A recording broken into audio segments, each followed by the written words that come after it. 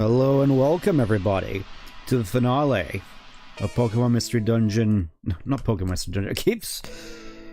Even now I'm screwing up. Pokemon XD Gale of Darkness. Yes, you can just call me Stent. Last time we got up to, well, the final boss. All we have to do is step through that elevator and the end begins. But needless to say, in the meantime...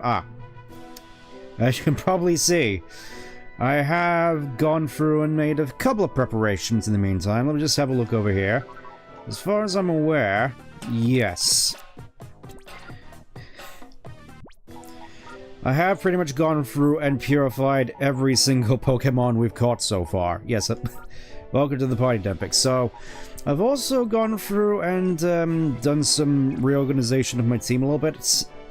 Figured that, considering the 5th Pokemon that we're going to be, the 6th Pokemon we're going to be adding to our party here, that, Snorlax wasn't necessarily needed, considering, what I'm looking for is bulk, and what we're about to get, obviously, has bulk and spade, so I figured I'd just,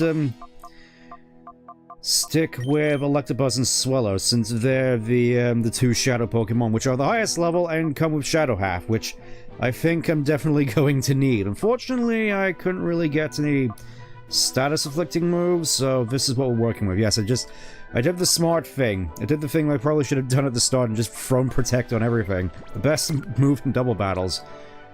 Oh, so I didn't notice you over here. How you doing? Thunderstorms above and whirlpools below. What could it be? You gotta be kidding, though. I don't stand a chance against a guy who thumped Eldis. Well, you're still fighting me anyway, Kaler.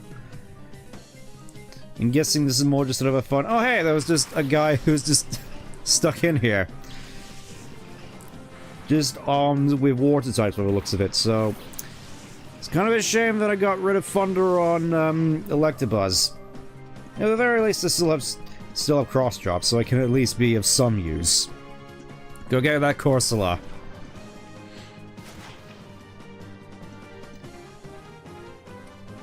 That was almost so satisfying, just one-shotting that thing. Anyways, let's see how I fare against the Tentacruel. I don't have I was gonna say I don't have Calm Mind, so this may take a little bit, but I guess not. Oh, Cradily, this could take a little bit. Time to fight? Yeah, just, in a small... Oh, Miracle, so that's how you're gonna be. That's how it is it? Alright, let's... I probably should have given up Picey when... Thinking back to how I performed this entire playthrough, probably would have been better off just giving Gardevoir Calm Mind and Protect, just to double up. But honestly, I just liked the prospect of just using an Icy one. Just seemed like fun. And funnily enough, I saw a video earlier today about not optimizing playing through games, and how it just sort of sucks the fun out of it and turns the game less from a fun, amusing pastime to basically just ticking boxes, which honestly, I feel that with the streams, I feel as though I've been going on a similar route, just going on a checklist. Like, I have to go ahead and try and do as much stuff as possible to get, I suppose, the most out of it for viewers, but I don't think that's overly necessary now when I think about it. It's more just sort of about the fun moments rather than just the completion stuff, so I think that's something I'm gonna have to drill into myself in future streams, like especially when I get to Final Fantasy VI, which is definitely gonna come up, just probably in a couple weeks now when I think about it, because I'm likely gonna be done with Kingdom Hearts 2 this Saturday, and there's something that I want to do after that, then I'll get on to 6. If that makes sense. Cross drop, I guess. I mean, it's a Gyarados. It's a Gyarados. This isn't gonna end well for either of us. Or either of you. Alright, I forgot he has Marvel Scale. It's like the one time I don't want it to paralyze, and it paralyzes. Whatever, get out of here, Gyarados.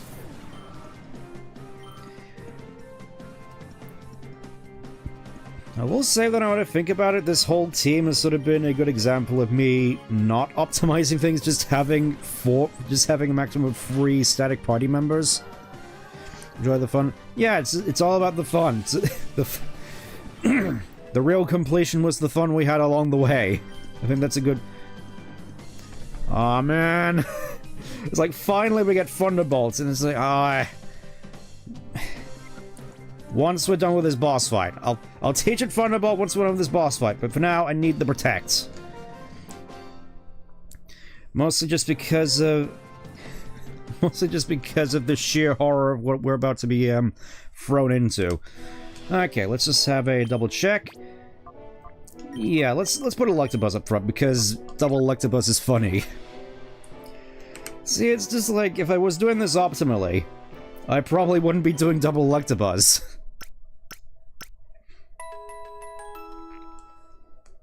Whatever, though, whatever. There's nothing else for us to do at this point except, go up that elevator and finally bring this whole straight to... Look at that, it's just, 72 purified. And there's still, like, I know I'm pretty sure we're in single digits. So I've looked down here, so 1, 2, 3, 4, 5, 6, 7, 8. Yep, just 8 more to go, and then that's all of them. And this isn't necessarily the most difficult 100%, except for one thing which we're not going to be going over. Whatever, let's just get in here. Let's do this.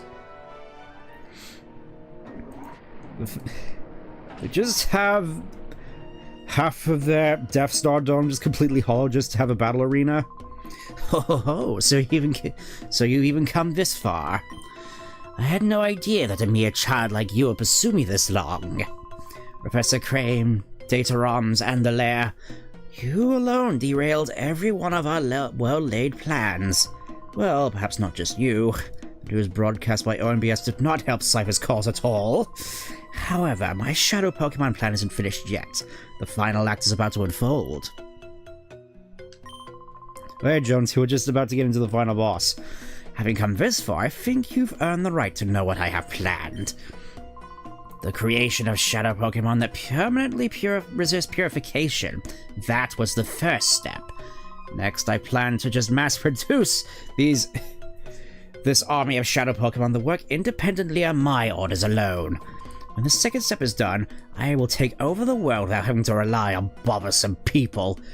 I will admit, growing up nowadays, I can't help but find that a little bit relatable. It was just me. And now... Okay, this is kind of cool. Utterly inefficient with just, the fact there's just massive... It's not even like a clean hole, there's just like bits sticking out of it that you can just crash into. Like, it looks cool, but it's wildly ineffective. Anyways, allow me to introduce you to my faithful servant, the one which will become the central figure in my Shadow Pokemon army. Come forth, XD001. Here he is. Is a guy on the box art. He's finally here in his cool coloration. I do definitely wish they did this with more with more legendary Pokemon, to be honest. You know, just this sort of cool-looking alternate designs. The only one which really comes to mind is Shadow Mewtwo in Pokken. Codename XD001. Now freed of all adjustments, I present to you Shadow Lugia. This Lugia is the first of the Shadow Pokemon that cannot be purified. Now let us celebrate the completion of my Shadow Pokemon in advance. Fall prey to Shadow Lugia. Oh, how nice of him to just close the, close the doors just as he came in. Whatever. Yep. All readers responding, it is a Shadow Pokemon. No, you don't say. Level 50 as well. Obviously, well, I'm basically just gonna do what everyone else does in this particular part of the game. We have a Master Ball. And this guy has a catch rate of I believe, 3, so... So it goes without saying. Watch as your master plan is completely broken in half. Observe.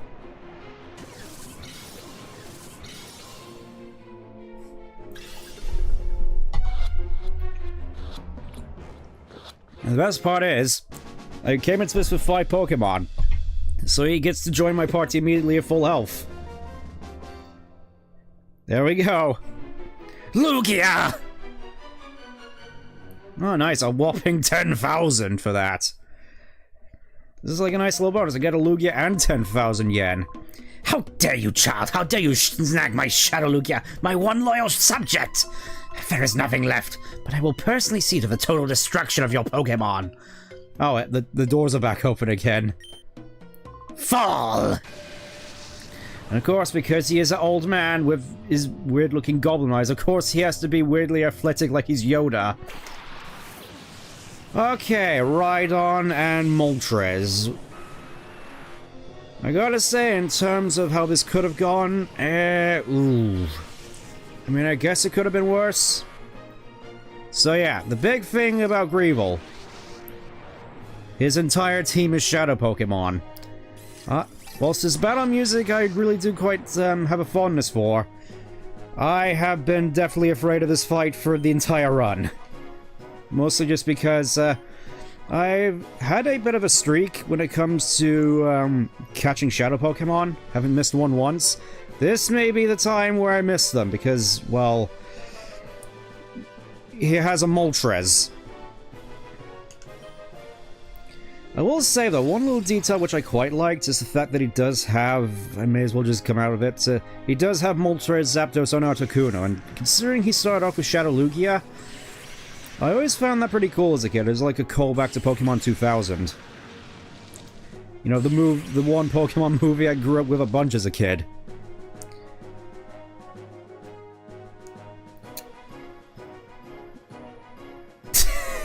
Okay, so I guess that was like an immensely powerful Protect. I think... What can I possibly do here? I do wonder, because I feel as though I probably should use an attack.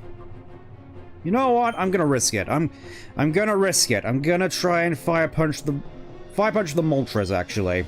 You know, just, that's bound to not be very effective. There, you see? Alright, and I also have to worry about reverse mode. I reckon this fight is gonna go on for a fair bit, which I suppose isn't the worst thing in the world, because... Oh no! He just one-shot Electabuzz with that! I guess we'll go Umbreon? Just, for bulk. Because he probably won't be one-shot. And, oh, that's what I was afraid of the most. Oh, good grief. Well, at very least he's in decent catch range, so... Here's what I'm thinking. I am thinking.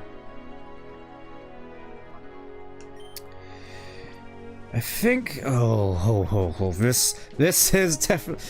I think we're gonna have to time up all the Rhydon first. Just get that out of the way as soon as we can, and, I want to keep Umbreon up. I want to keep Umbreon up, because... This is gonna be a long fight. I'll just say that much. This is gonna go on for a little bit. Hopefully, at the very least, Rhydon is gonna be, Well, I may as well just go with the more cooperative ones in terms of catch rate first. Potentially. Again, though, Shadow End. Honestly, whilst, Shadow Fire is definitely quite powerful, Rhydon is what I'm scared of the most.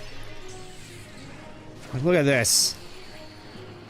Look, he even took out Umbreon. Yeah, I don't think I have a choice in the matter at this point. I think I have to do it. I think I have to immediately invoke Shadow Lugia. Yeah, this is why I wanted Shadow Lugia. I wanted something that was a Shadow Pokemon and was bulky. Just so I could shrug off a lot of these powerful Shadow moves. Anyways, let's try that again. And get Electabuzz out of reverse mode.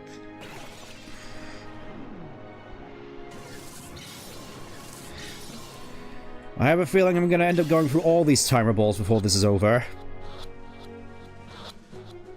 Okay, one down.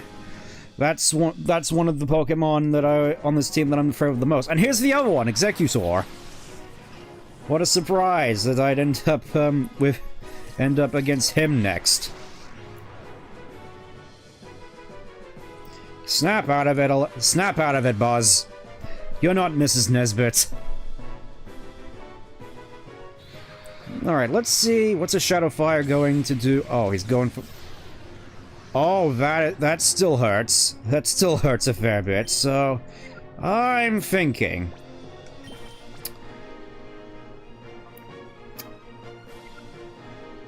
Actually, I'm going to try and abuse the timer balls. I'm going to heal.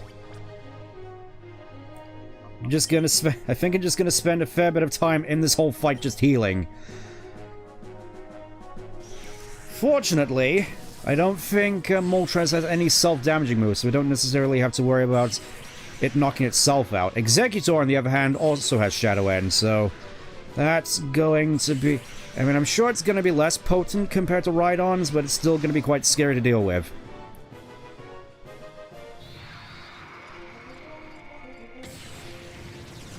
See, look at that. Basically no damage.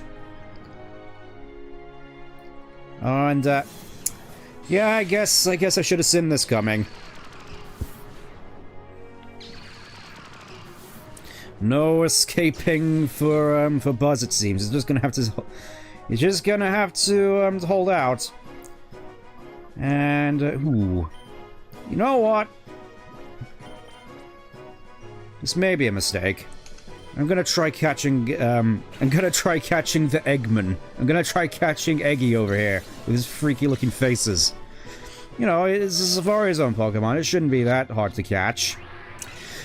I just had to open my mouth, didn't I?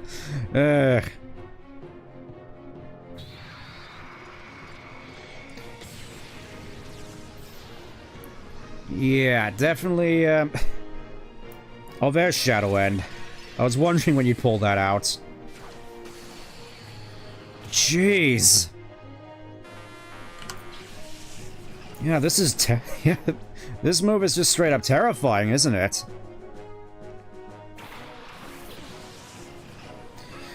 Okay, well, they're all both at decent health, so I think...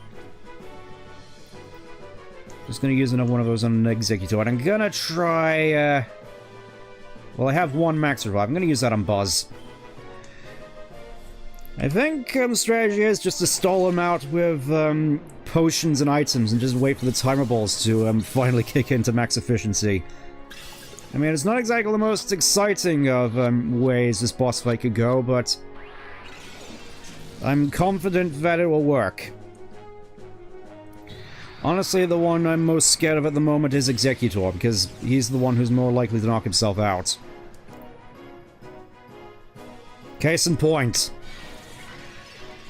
Yeah, Eggy needs to go in the ball now.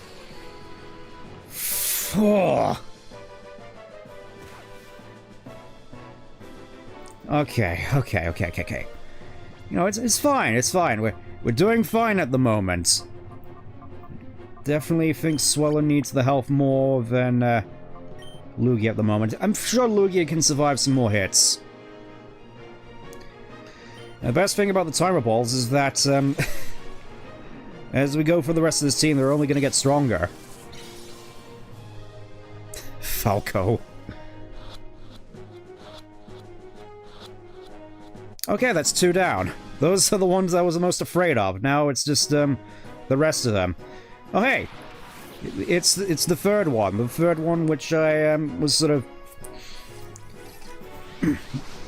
It's kind of funny that he's just bringing out all the non-legendaries first. It just seems like a funky observation. Thankfully, though, I'm fairly certain Tauros doesn't have Shadow End. But then again, with his hard-hitting moves, I don't think he needs to. You know what?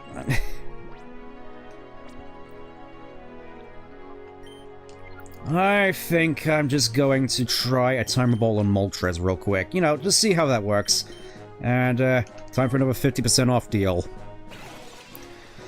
Like the strategy? I mean, unfortunately I couldn't fit any status moves in here, so we're just gonna have to freeball it, for lack of a better word, but...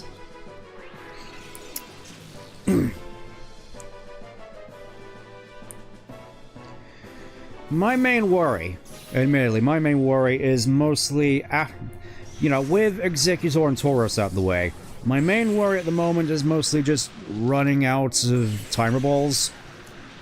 I mean, 60 was a fair amount, but in my experience, you can never have too many when going up against legendaries.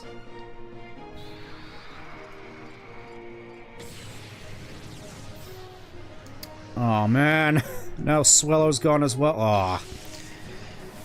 Okay, I think Tauros doesn't necessarily have anything in the tank that I should be too worried about, so I think I could just stall him out some more, and Shadow Sky doesn't actually affect me, except for the fact that his shadow moves are going to hurt a fair bit more.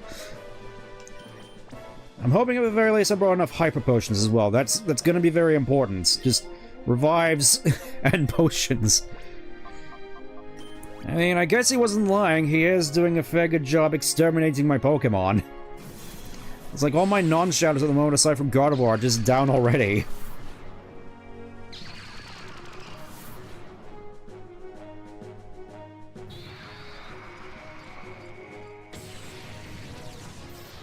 See, look at that. I'm fairly certain if, with enough potions, I'm sure Lugia could tank this all on his own.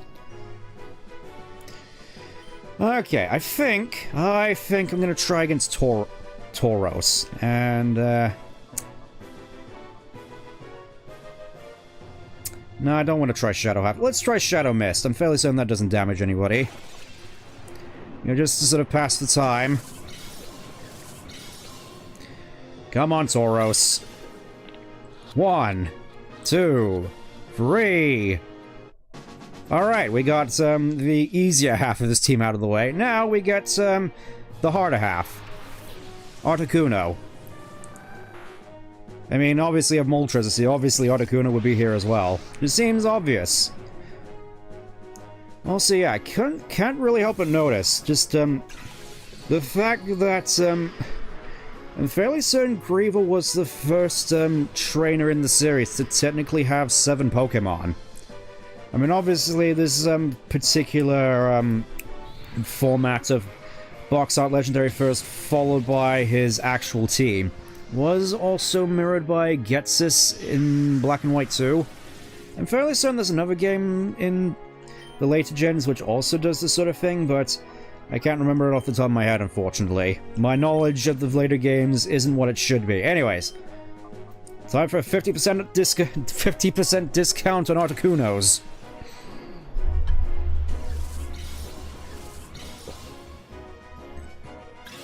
Again, don't have any paralysis on hand, so fluff it we ball. Yeah, that was about what I expected. Have this fight in the back. I mean, I think I got the most difficult / scary Pokemon out of the way first. It's more so just the annoying ones, because I don't think the rest of his team can necessarily damage me all that much. It's more so just a case of low catch rate.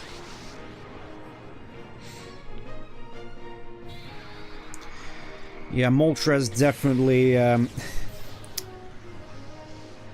this seems like a perfectly good time for me to just, quaff another Hyper Potion. Yeah, Lugia's just straight up getting bullied by the looks. Oh, come off it. Of course I get frozen. I mean, granted, it's fortunate. It's fortunate. It's not the end of the world. I have, like, 3 full restores. There we go. And that's just another turn for the timer balls to tick over. It's like it sort of creates a nice little feedback loop until I run out of potions. And then again, I don't necessarily need Lugia to attack at this point. I just need him to stand there and take hits. And of course I don't have to worry about Shadow Sky anymore. Things are going good. Lugia tanks it. Well, they don't call Lugia the Great Wall for nothing in competitive. He has like 110 and 130 in both his defenses. I'm gonna have to check real quick whether it's on par with Umbreon. Actually, I'm fairly certain it's 154 in special defense, so given Shadow Fire and Shadow Chill both are technically special attacks, it's kind of no wonder that they're barely doing any damage to Lugia. Anyway, snap out of it, Buzz. I think I can take this opportunity to revive some more of my teammates. Or, you know, just help out Electabuzz, because he's getting bullied a fair bit. Well, shoot.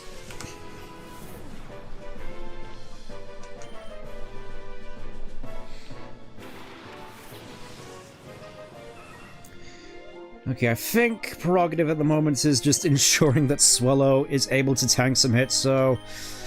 have another Hyper Potion, I guess. Here, on the house, on the hoose. You know, I dread to imagine how Gardevoir's gonna fare out here.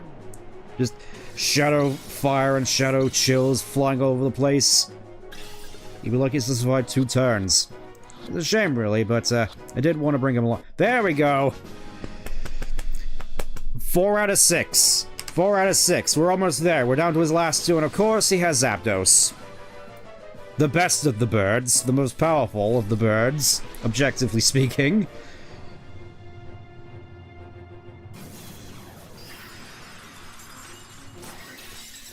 Oh, my sweet, sweet Mary, Mother of Joseph.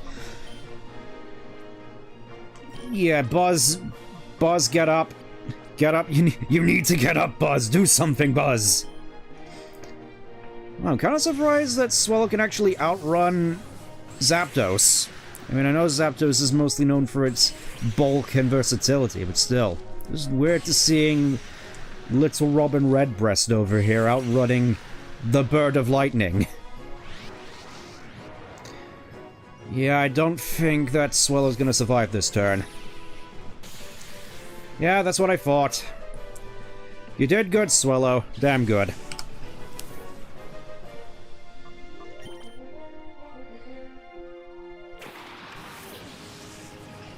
Yeah, definitely think I'm gonna go for the double heal this turn, Just, Oh. Yeah, that's, that definitely stung a little. Yeah, let me just, spend some more time. Whilst the timer balls, It really is like waiting for Regigigas, except, you know, it's passive. Imagine if Regigigas' ability was passive, now that I think about it. That'd be kind of wild. Yep, Lugia just tanking all them hits. I mean, of course he gets frozen again, but then again, he's not getting well, it's not the end of the world. It's not the end of the world at the very least. So, I'm gonna take this time to just get Swallow up so I can keep this going perpetually. May as well. You know, just another turn for the timer balls to wake up and actually be useful. It is kind of funny though, just seeing the frozen Pokemon just tank hits and just have absolutely no reaction. Just light work, no reaction. Light work, no reaction. Wow, we've only used 10 timer balls at this point. I got a good feeling about this, to say the very least. I have a good feeling that we may actually do this. It's like we've only gone through 10, so we have plenty to try and suck up these last 2. Oh, well, we got one more. It's just you and your Zapdos now, you bug-eyed freak. You wrinkly, soft-boiled egg-looking mother fluffer.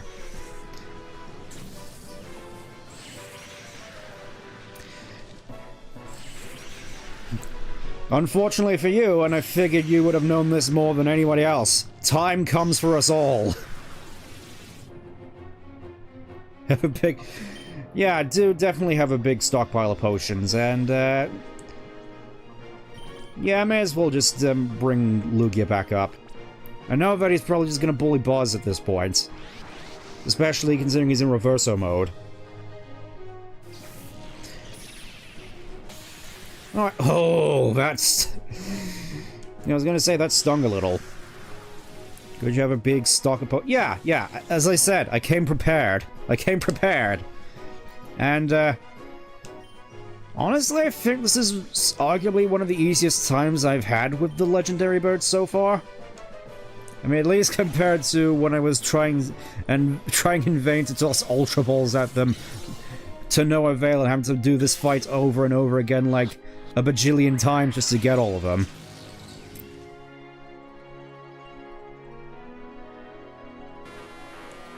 Yeah, probably should have hit him with a potion. Now what I think about it, because I think he's about to go down to the Shadow Vault.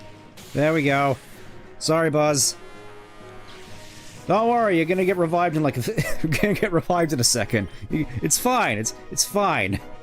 You're gonna get revived in a sec. But not before. Not before, since we're at this point. Just to be extra sure. Actually, I am probably just gonna go for the revive on him. May as well. It's not like I'm gonna use him at any other point of the game. Time for another 50% Time for another 50% off discount. Lugia just felt like, why are you doing this to me? Existence is pain.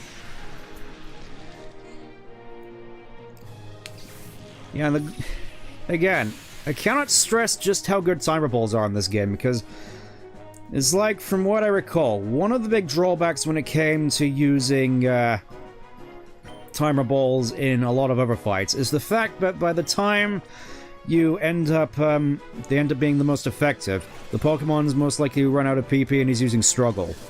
With Shadow Pokemon, of course, they don't have PP. They just use their moves infinitely, so they actually can get effective. And I have like a bajillion, like 50 or so timer balls just for this single Zapdos and like a whole bunch of turns that already passed. So, needless to say, I think, I don't want to say anything, 47 Ultra Balls, I'm fairly certain we can get Zapdos in one of them. I got a timer ball with your name on it, buddy. It's time for you. It's time for this fight to end.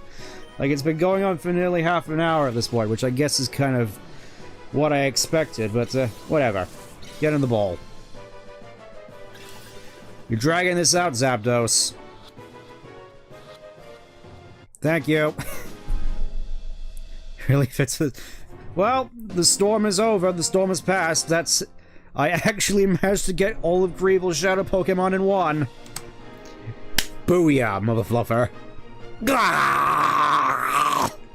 And enough for whopping 10,000 for the trouble. So we get Rhydon, we get Executor, we get Tauros, we get Moltres, and we get Articuno and Zapdos. All in. Booyah. Love to see it. How? A mere child crushed my cherished plan! Oh, hey, Ardos. What? This can't be. It's your fault. I won't forgive. There's no forgiving you. Grandmaster, we're done here. We should blow up Citadark Isle with the child still on it. Blows up? But if I did that, our Shadow Pokemon data on our subordinates will be lost as well. So yeah, Ardos just happy to just explode a whole bunch of people. Grandmaster, such things can be replaced. We must ensure our own survival. Yeah, he's just like saying, yeah, all those people can be replaced. All those people who did our research. What, 17 more years? Alright, a helicopter for our escape. We've got to leave now. You're right. Wait. Bold, sad moment. Please, wait. You're willing to sacrifice everyone so you can escape? You should be ashamed. Ashamed? Clinging to foolish pride will guarantee Cypher's demise. Cypher must survive. That is our first duty. The Grandmaster feels the same way. Yes, for Cypher's sake, sacrifices must be endured.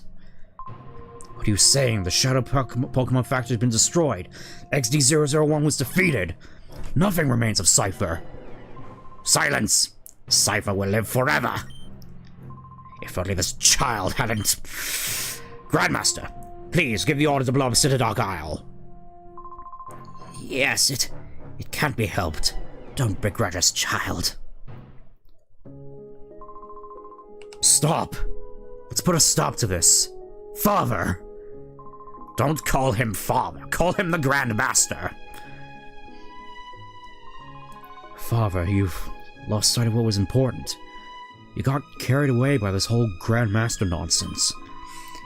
It isn't possible to take over the world by producing powerful Pokemon. Just think of this child. But child's pure heart won out over XD001. We were in the wrong. Silence, silence, silence! Why aren't you showing some spine? We've come so far! Cypher's finished. Father, you yourself should know that more than anyone. Oh. Well, I guess he's out here just planning to commit more atrocities. Now please, stand up. This is how it should be. The laws of the land will render judgment on what we've done. Well, at the very least, it's not like, oh, we're misunderstood villains, and oh, because we realized everything we've done is wrong, we get off the hook scot-free, like we see in a lot of current media. It's like, yeah, we're gonna actually face the consequences. You know, I like Eldis. He looks cool with his glasses and his, like, body armor, and he actually has, like, accountability and responsibility behind him. He's, like, actually respectable. Oh, everything I did, all of it was a mistake. Thanks to your courage, we were finally able to wake from our nightmare. Thank you. You have nothing left from us to fear ever. You should return home to your family. Let's meet again too. The next time we battle, it won't be as mortal enemies. I'll look forward to it. Well, past cliche, but still pretty... Yeah, especially compared to nowadays, and, well... That's all the Shadow Pokemon vanquished for now, so... With that, with the Nightmare of Cypher over, the clouds part, and so begins a new day. Where the storms are no longer being manufactured over Citadark Isle, and people can see just this massive eyesore where, a nice serene ocean would be. Yeah, look at that. It really is just an eyesore from this distance. But just like that, apparently everybody is just... I do quite like that just, applauding animation where he's just bouncing up and down. It looks great. So funny. And of course, we gotta return home to Jovie. Maybe finally she'll respect us. But, the work isn't quite done yet, isn't it? There's still one more Shadow Pokemon out there for us to get, and before that, big group photo of all the friends we made along the way, including Justy, who just sort of forced himself in here. I do find it funny that Gonzap is in here, though, considering his history with a lot of these folks. Progress will now be saved. Yep. That's the game over. And the credits. So, thoughts on the game? This arguably was one of my favorite Pokemon games back when I was a kid, just from all the advances / quality of life improvements it made from Colosseum. And just the general atmosphere of it all. I can't help but feel this is definitely one of those games that I would be happy just coming back to from time to time. Especially of the ROM hack community. The ROM hack community of this game is kind of wild. Like, I am definitely going to come back to this at some point, but it's going to be with the director's cut ROM hack, because I'm definitely interested in seeing how that plays. But as for this game, in terms of the... There are a few tidbits which I do kind of miss from Colosseum, like how Hyper Mode works compared to Reverse Mode, where Reverse Mode basically just does nothing compared to Hyper Mode actually having, like, mechanical use to it. Where it just ups the critical rate of Shadow Moons. I get that would be probably a little too overpowered, but at the same time, it may be just me, but I kind of feel that the Shadow type moves in this game are a little underpowered. Like, sure, they're super effective against everything, but they don't have same type attack bonus. And on Pokemon which can't get experience or stat boosts or anything, it's I definitely feel that reverse mode / Colosseum style hyper mode would have been the main thing that would bring Shadow Pokemon over the edge to be like, oh yeah, these guys are definitely quite powerful.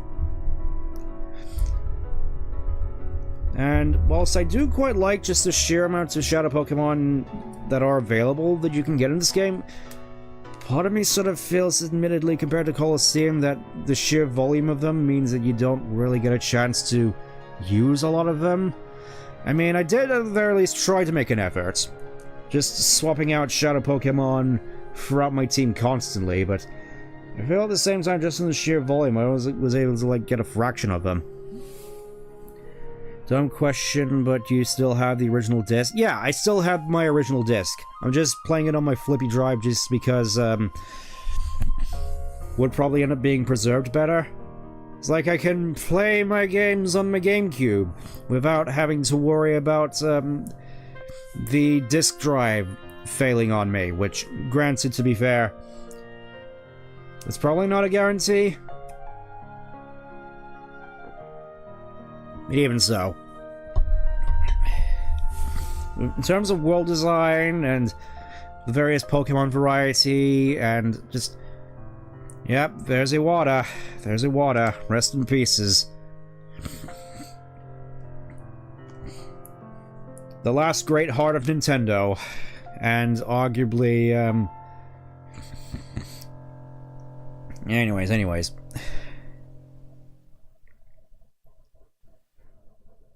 Super fond memories of this game, and obviously, we're not done yet. We're not done yet.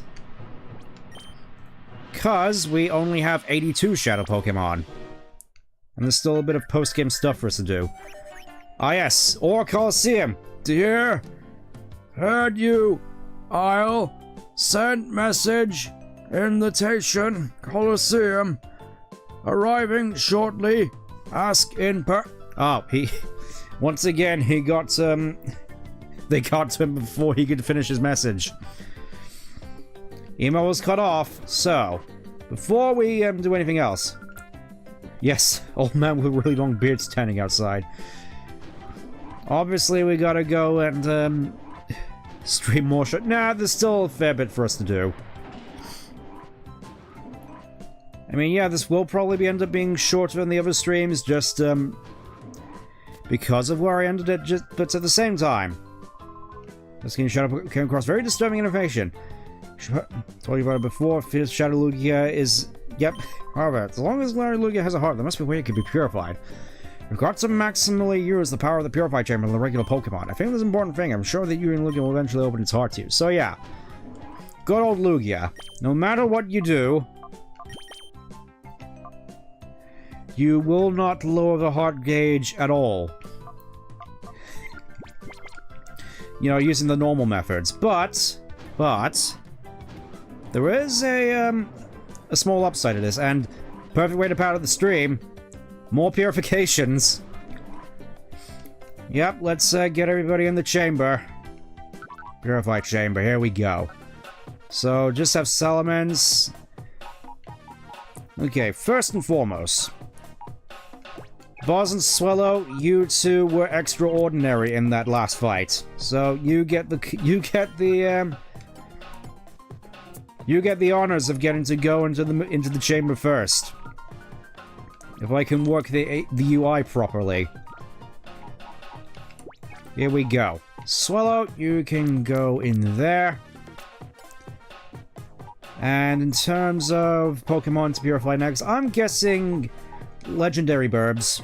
Why not? And to be fair, I think we can actually fit them all in here, now that I think about it, so... Let's do Moltres here, with Swinub. Actually, yeah, there's a lot of Pokemon here that are weak to fire, now that I think about it. Articuno. Straight into Natu, that works fine, and Zapdos. Oh yeah, just into Paris as well. Gotta feel bad for poor Paris, man. He's just constantly getting bullied. And then, yeah, I think Tauros. It is a shame, really, because I haven't really had much of a good opportunity to use a Tauros. Rotate. Actually, I think... I want to say he'll probably be better off in the chamber where Swellow is at the moment. So I'm gonna do that in a little bit. But for now, let's put Lugia in. And now that all the chambers are maxed out, let's see what happens. Rotate and put him on... yeah, right there. Something's different about the Lugia. Maybe, yeah. If you have all your chambers maxed out like this, you can then satisfy the conditions to purify Lugia. So I guess that's a decent means for you to purify as many Pokemon as possible, just to make this whole segment a little bit easier. Anyways, let's quit out for the moment, and let's get to purifying. Purifying the heroes of the Ore region. First, starting off, Swellow.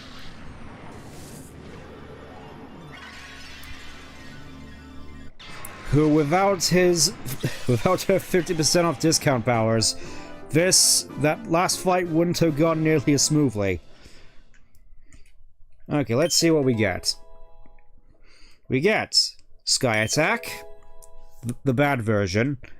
Baton Pass, which is pretty good. Agility. And Facade, which, well, it's Swellow, so it only makes sense. Yeah, I'm gonna say... I'm just gonna call him it anyway. Her it anyway, despite it. Yeah, I'm just gonna call him Birdly. Birdly! Yes, the Birdly. Up next, Electabuzz. I mean, obviously it is kind of a shame considering we already have an Electabuzz, but whatever, whatever. Brr, brr, brr. There we go, Electabuzz opened up the door. Let's see what he gets. He gets Cross Chop, which is good. He gets Follow Me. Ooh, pretty decent, actually. Just not something you'd expect on Electabuzz. Thunder Wave. That would have been useful in that last fight. And finally, Thunderbolt. Generally strong moves. Just not Fire Punch and Ice Punch. Yeah, I'm just going to call you...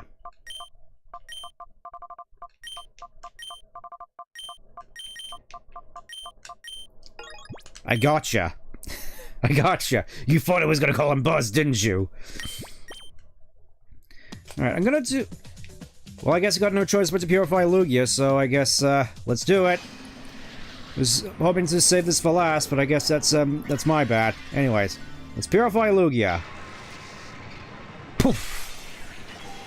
And like that, it just quickly swaps out the model. So there we go, we got ourselves a Lugia. With some fairly interesting moves. So, Psycho Boost. I think that's the main one. And that Psycho Boost is an attack which is usually exclusive to Deoxys. I mean, obviously, Lugia's stats don't mean it can't really make the most use out of it, but it's still pretty cool as it means to actually see Psycho Boost in action. Of course, we get Feather Dance, which is kind of underwhelming. Earthquake, and... Hydro Pump. Generally strong moves all around. And, obviously we have to do the bit. We have to do it. I have to do it. I have to do this. I have to do this, Tumbledore. I have to call him Luigi. And lastly, of course, we got Salamence. Honestly, kind of surprised. I was pretty certain I'd already purified him, but I guess not. Anyways. We get ourselves a Salamence. Which, you know, is always going to be pretty cool. Like, even if you didn't go out your way to get one in Meteor Falls, you just have one now. Dragon Claw. Refresh, which, you know, pretty good, pretty good. I admittedly haven't seen the rest of Salamence's moves. Let's have a look at them. Let's have a look at them real quick. Ho.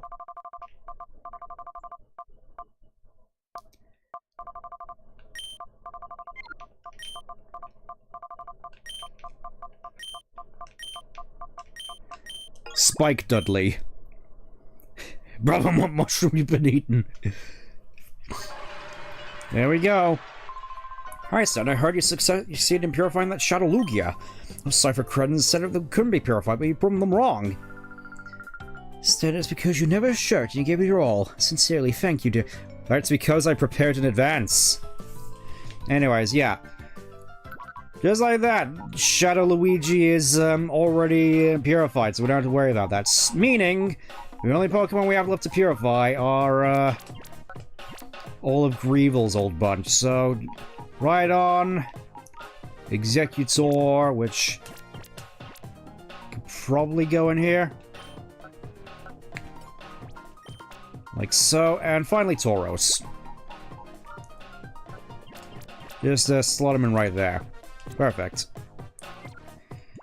Now, big question is, I still only have a team of 3, so who am I gonna bring with me?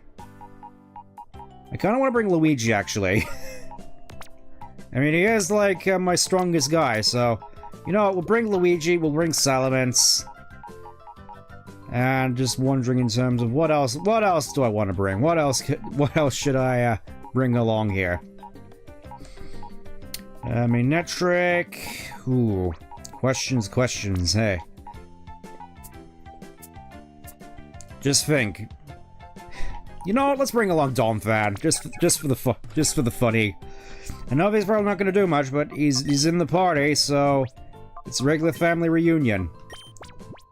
I just realized it probably would have been best for me to actually keep a Shadow Pokemon on hand just for this last one.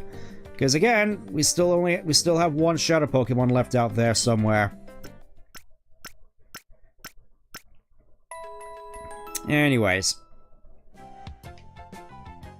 Healed to full health, let's go see what Egan wants. And show him the fruits of our labor. Actually, let's have a look at our Luigi first. I'm guessing its stats are kind of bad, but mild nature. Yeah, that's not great for Luigi. That's not great for Lugia. He wants to be a bulky boy. He likes his timids. He likes his bolds. Or I suppose in this case it would be more so, I forget, can Lugia learn Curse in this game? I don't think he can. Because Curse was like his bread and butter back in Gen 2. Anyways, Egan. Hello, old man. Stunt! Read email! Panicked! Sent before finished! Glad to hear!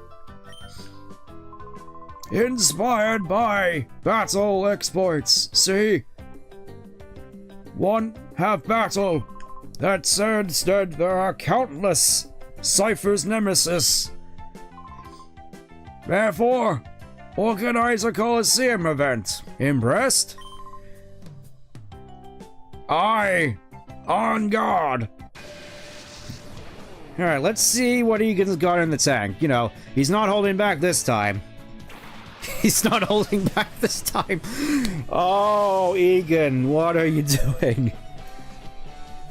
And I'm guessing for most people, this is where you'd probably test drive Shadow Lugia, which, you know, I suppose is fair against, you know, a couple of Pichus, but I already have a regular Lugia, so, prepare thyself. I just realized I could just swap to Salamence. Sorry, Pichu, and Pichu. Did he kidnap the Pichu brothers? What is going on here? I don't think anybody actually remembers the Pichu brothers, but, well, they're gone now. And let's see. Who is he got going up against us next? Who is he sending to fight us next? There's his Pikachu. Of course, it had to be on here. And another Pikachu. I'm guessing that's a fair few ROM hacks actually give him, like, a proper team. With, like... I mean, I'm guessing a lot of people would just give him Red's team, in all honesty, but... I don't know, I feel as though just... He could have done a fair bit better than just Pichus and Pikachus. Anyways. Now, this looks like an Uber's team if I ever did see one. An Uber's lineup. Just not with Feverdance, obviously. I don't know, still could be kind of useful. Well, Pichu never got the opportunity. Well, hey, Pikachu gets an... Oh, he's going for the rain dance.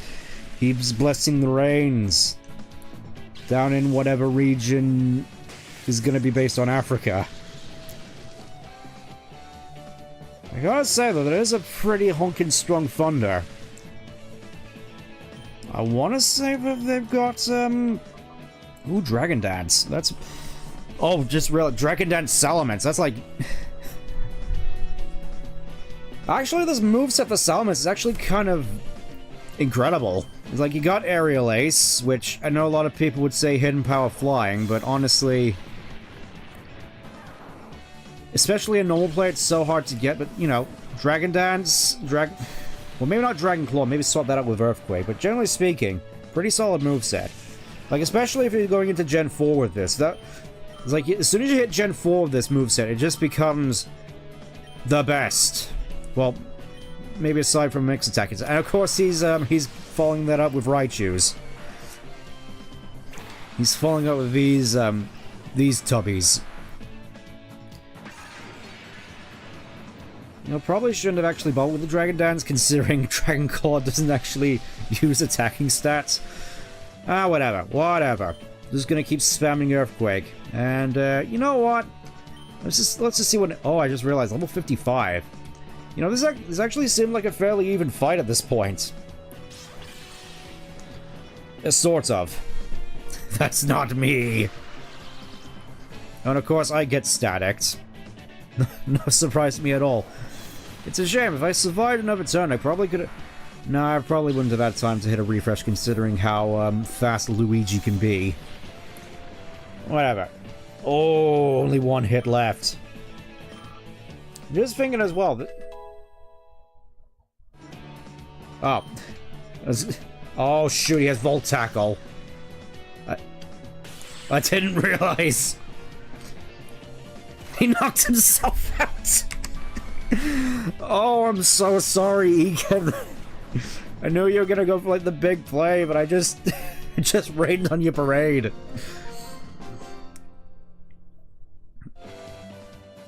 Oh! Bravo! I repeat! Bravo! Oh, and 11,000 for that. Well, we're just getting like all the timer balls with this.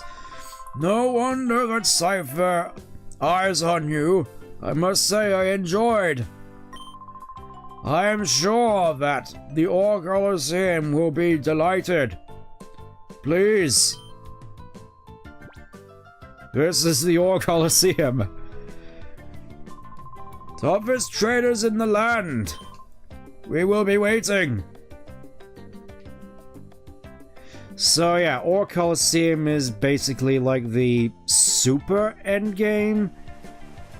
Basically like the Battle Tower, except Lugia's... Yeah, this is like when Pokemon still had scale to them. You know, as well as Battle Revolution. You know, I was sort of considering doing like a one-off or two-off with Battle Revolution next week, but I think, given how the cards are falling, maybe I will just start up on Legend Zard next week. We'll see. We'll see what happens. Again, though, this feels like a very sort of tumultuous time. Changes may come swiftly. Whatever, let's see what the Orc Colosseum has to hold.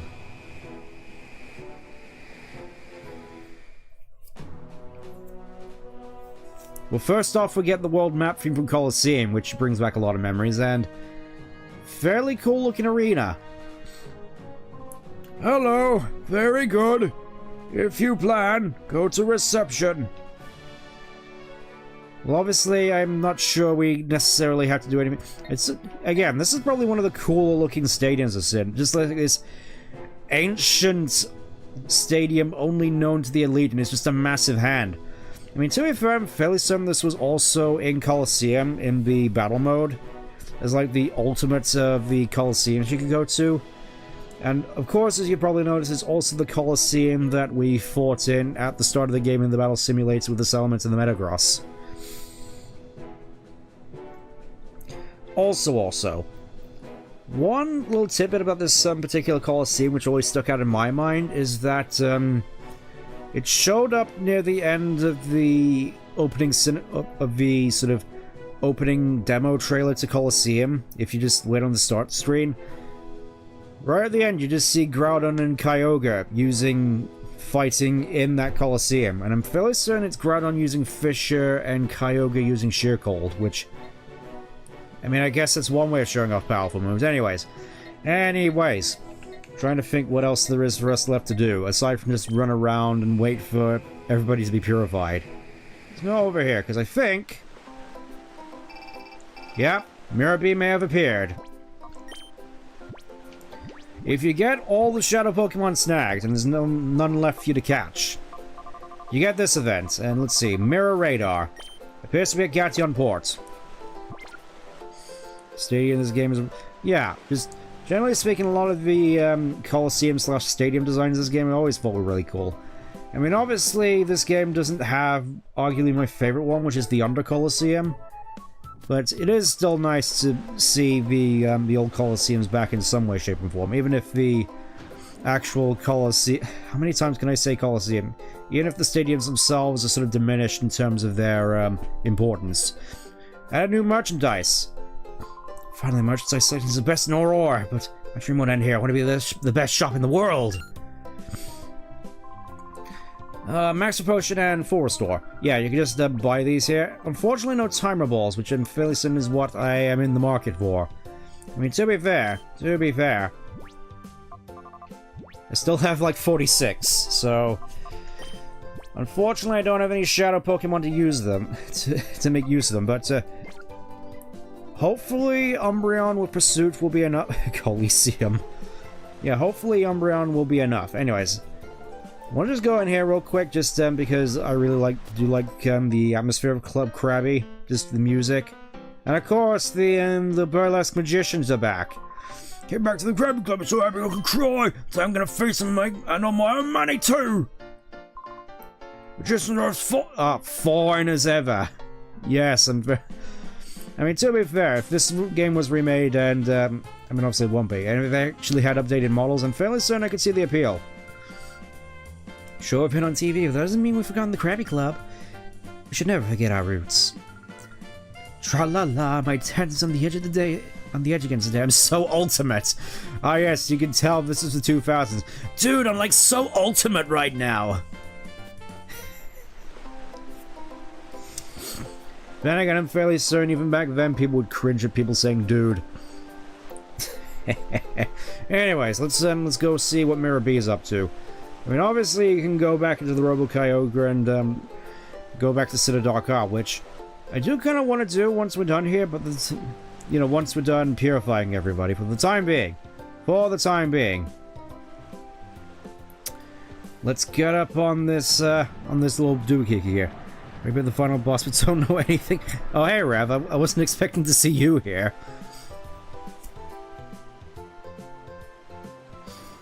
As yeah, this is still a little bit awkward. Again, memory's not quite what it was. It's gotta go in here. Gotta go in here. Because if we come up here...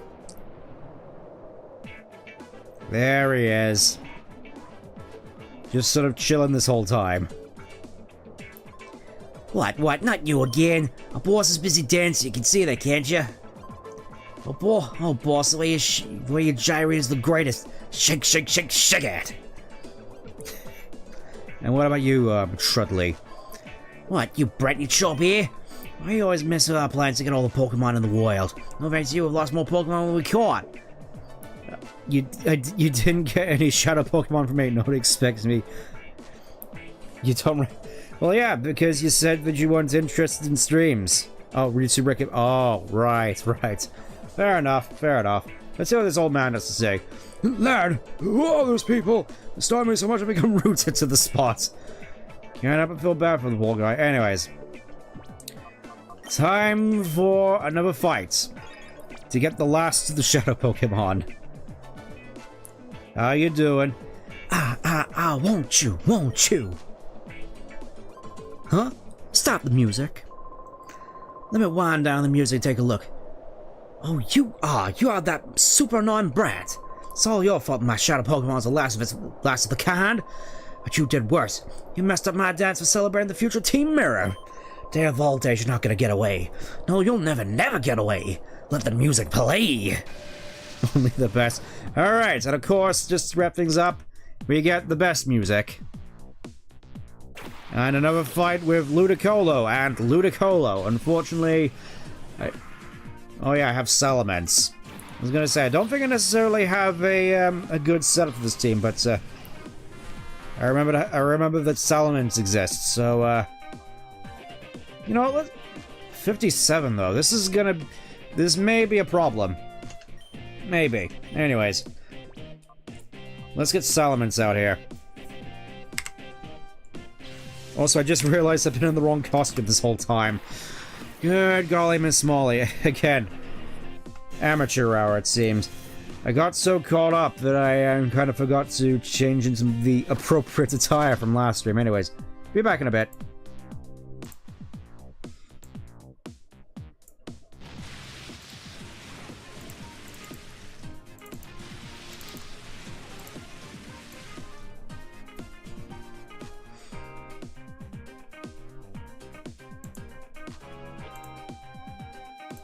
There we go. That seems a little bit more appropriate. Again, I just looked at the stream and was like, oh wait, I forgot to change into my Pokemon outfit for this stream. Anyways, let's see if we can actually get a Shadow Boost off, Psycho Boost off. There's no Shadow Boost in this game. Whilst Salamence presumably cleans up, because I'm not sure if these guys actually have. Good golly, Miss Molly. Like, I know that some Rain Boost's Hydro Punch are pretty rough, but that was something else. Something tells me we may have been a wee bit underprepared for this stream. Also here, oh goodness, here comes again. Oh, great heavens! Well, at the very least, yeah, it's this guy from Coliseum. He's back. He's back and arguably better than ever with his funny music. I'm just gonna protect. I'm gonna protect. Did a Ludicolo? Well, what can I say? He has Rain Boost. He has Rain Boost. I didn't account for that at all. His whole thing is just Ludicolo's in the rain. Thankfully, I have a means of potentially cleaving through him. It's just a matter of keeping Salamence alive.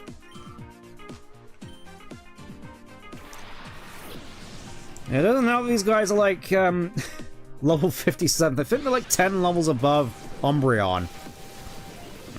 Yeah, definitely gonna need to keep Salamence upright for this whole fight. I'm banking on him. I still have a whole bunch of Hyper Potions left over. I know it's dishonorable, but I need this. I need this. Is the game surprising? Yep. Oh, it's full of surprises. It's another reason why I like this game. It's like the battles are actually engaging. You know, you actually have teams which you have to think about. Fairly certain. Oh, counter. As if to be extra terrifying. Whatever, though, whatever. Oh, I just realized he has a full team of 6 as well. You know what? You know what? You know what? I kind of want to be able to refresh protect, so I'm just gonna do this.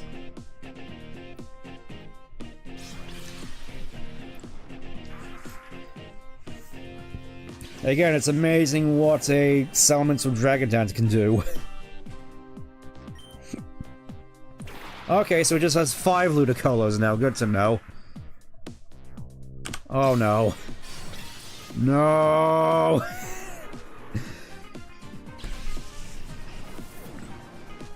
I was afraid of that. Okay.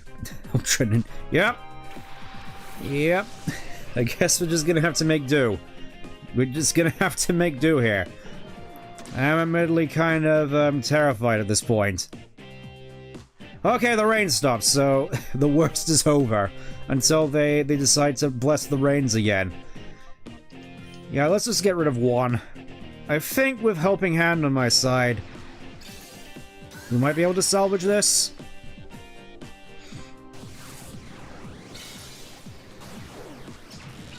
Who? Oh, I was gonna say who needs a Calm Mind. Apparently I do still. Oh, there's the rain again. There's the rain again. They both use... I guess the AI is still kind of wonky at times. I'm just gonna double protect. It's like, behold, I'm gonna make you waste a turn. Yeah, that's what I thought.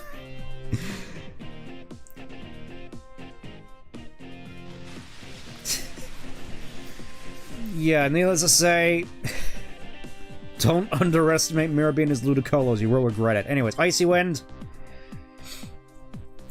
I think that's like the only move I'm going to be able to get off. Yeah, I do gotta say, Ludicolo's animations in this game really are quite one of the more memorable ones. Especially in comparison to how lifeless they look in the more recent games post X and Y. Okay, that's one Ludicolo down again. So that means we're down to his last. Finally. I think arguably the worst is behind us, but of course, the guy did mention that the last Shadow Pokemon was a Dragonite, so here it is. Shadow Dragonite. Arguably not as terrifying as Salamence, but still a versatile and dangerous threat, to say the least. I'm just gonna do this again. At the very least, I don't forget Shadow End, so we don't have to worry about that. Also, a fair few turns have been going on, so we don't have to worry about Timer Balls as much. Also, yeah, a higher catch rate than the Moltres, Zapdos, and Articuno, so we don't have to worry about that either. Okie doke, let's just get rid of that Ludicolo. I want him gone. Pokemon favorites. Hey, I didn't want to say it, alright? I didn't want to say it. Alright, let's see what Dragonite can do. That's still quite a hefty hit, not gonna lie. But I think this is gonna hit a little bit harder. Oh, great heavens. Come on, at the very least we can get rid of Ludicolo. We can get rid of Ludicolo. I guess not. Okay, rain's over. And you don't have your speed advantage anymore, Ludicolo. What are you gonna do now? Yeah, I think we just double into Ludicolo. Gonna go Thunderbolts, just in case. Like, Dragonite's only gonna be able to hit one of us. Wow. Gotta love Umbreon still surviving in these situations. Anyways, get out of here, Ludicolo. Sick of looking at you. Wow. Ludicolo surprisingly resilient. Whatever, though. He's gone. And unfortunately, I don't have my special 50% discount powers this time around, so unfortunately, we're gonna have to lower his health the hard way. At the very least, I can stall him out with double protects, though. You know, just get that Timer Ball, really get that Timer Ball, just like, oh, is it the good heavens, is it the time? And the leftovers were cooked. Yeah, just, generally speaking, Protect, as you can probably tell, really quite powerful. Especially with leftovers. Let's... I think I'm definitely gonna have to sack Gardevoir here, unfortunately, just so Umbreon can survive some more turns. I think this really does hinge on Umbreon's survival more than anything. Like that, see? Okay, Umbreon, it falls to you. Okay, maybe he can't... See, this is where I start getting greedy. I'm just thinking, maybe he can tank a Thunderbolt. Maybe he can tank an Icy Wind. I think I'm just gonna play it safe. And just start chucking. Who knows? Maybe I might get lucky. And, You know what? Non-stab, chance of paralysis. This... No, I'm not gonna risk it. I'm not... Who missed the final boss? I mean, to be fair, I guess we can go back and fight the final boss. At some point, it's just... I think a fair little bit may be taken up by me wanting to purify all the other Pokemon, because we only have like 7 left out of this. Yeah, I think we can afford to just start chucking at this moment, given how much time has passed. Sorry, God of War.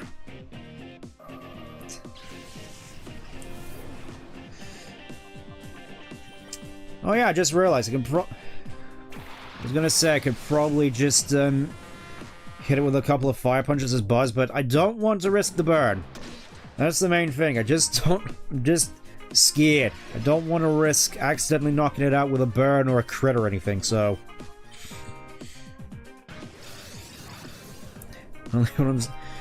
Yeah. Unfortunately, final boss was pretty much at the start of the stream. Went smoother than I was expecting. Honestly, this fight has gone by a lot less smoothly by comparison, which I feel is kind of wild. Just like, this is definitely not what I was expecting. I don't remember this fight being quite as tough, to be really honest, but then again, I'm fairly certain my team is all higher level. Usually. Or, you know, I just bring, or just trade in Pokemon, because we have been in the game technically, so we can trade with the GBA games, in theory.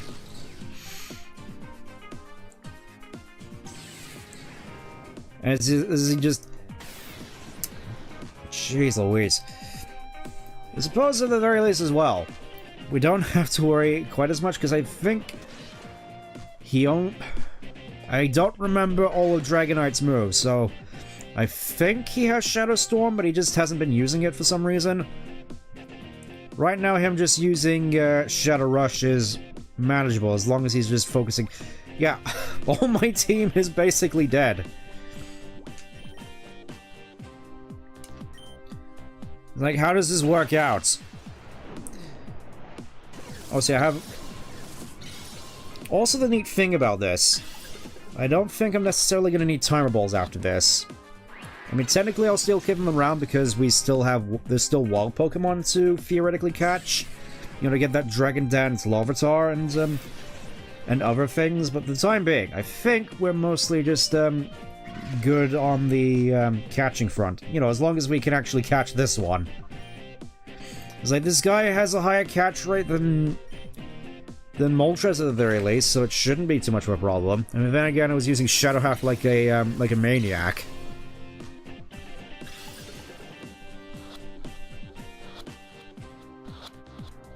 There we go. Last Shadow Pokemon caught. A little bit underwhelming, but no matter. We're done. That's the last one. Battling with you, I can't find the right group of all. Me tripping over my words. Oh, how dare you! How dare you! That Shadow Dragonite was Cypher's very last Shadow Pokemon. There's only one thing to do now. Vroom. I'm gonna miss this guy. Let's go! Escape!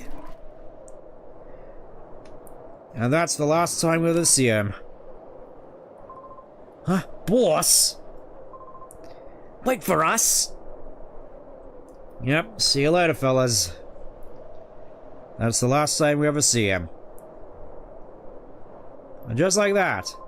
Oh, what's this thing? In my perfectly carved afro, I found this little device. I wonder what this guy is when he keeps all that hot hair. Possibly. I mean, it is a pretty magnificent throw. Nothing appears on the mirror radar anymore. It seems we're broken. Yep. After catching the Shadow Dragonite, there's no reason to re-challenge Mirror B anymore, which is kind of a shame, because that's the last time we ever see him, but it was a pretty good exit at the very least.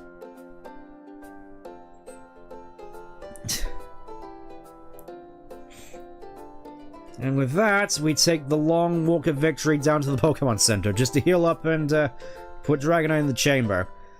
And so begins a little bit of an awkward segment, as we basically just wait for the remaining Shadow Pokemon to stop cooking, as it were. Because this is basically where it all ends. We've got all the Shadow Pokemon. And, well... Or Coliseum is still technically a thing we can do, because there's a little side quest related to that where you can get a Lucky Egg, but that would require getting myself a proper Gen 3 competitive team, which is basically impossible if you don't abuse RNG manipulation, which is pretty dang strict when it comes to the Gen 3 games, especially when it comes to timing. So generally speaking, it's usually out of the way unless you have something like an action replay. Regardless, though, regardless. I think I'm just going to keep Luigi in here just because it's funny. I'm just going to keep this team as it is, honestly, because there's no reason not to. You know, just keep Famfi in the loop. And let's put Shadow Dragonite in, because he's the last one. And with that, all the Shadow Pokemon are accounted for, I think.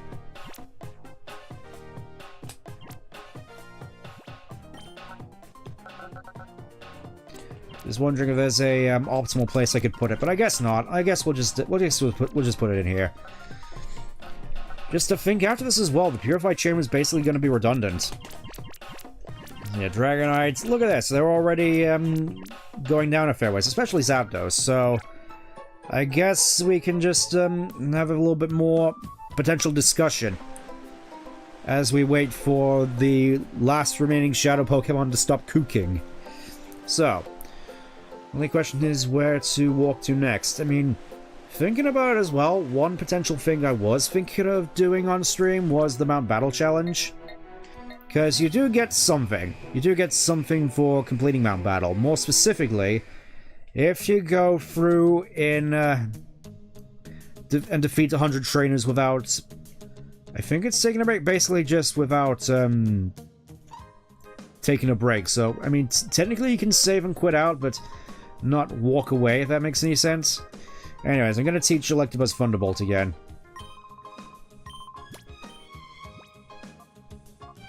This is about time. It's about time he got his ultimate move. Teach him Thunderbolts. And here we have pretty much arguably one of the best moves that you can get for an Electabuzz at this point, I think. And fairly soon you can get some other stuff like agility and whatnot, but I like this one. I like this moveset. There are many like it, but this one is mine. And this is like the strongest iteration of it, I think, with just Thunderbolt. I mean, technically you can use Thunder in place of this like I did, but I think a lot of people just prefer the reliability. Anyways, that's Electabuzz finally done, so suppose I may as well just spell it with regards to this place. For beating this whole thing basically without just going on a 100 trainer catching streak, you get yourself one of 3 of the Johto starters, which at this point in Gen 3, the only other means of getting them was either by Colosseum or completing the Hoenn-Dex and Emeralds. By doing the Mount Battle Challenge here, you can get one specifically with the Elemental Hyper Beams, which at this point were only exclusive to the Kanto starters, so Charizard was the only one who could get Blast Burn, Blastoise could only get Hydro Cannon, and Venusaur could only get Hard Plant, or Frenzy Plant. Whereas here, you can also teach them to Meganium, Typhlosion, and Feraligatr, which is kind of cool. I mean, obviously, in Gen 3, Hyper Beam type moves aren't exactly the best. Then again, they've basically never been the best since Gen 1, but it's still a pretty cool thing to have on offer.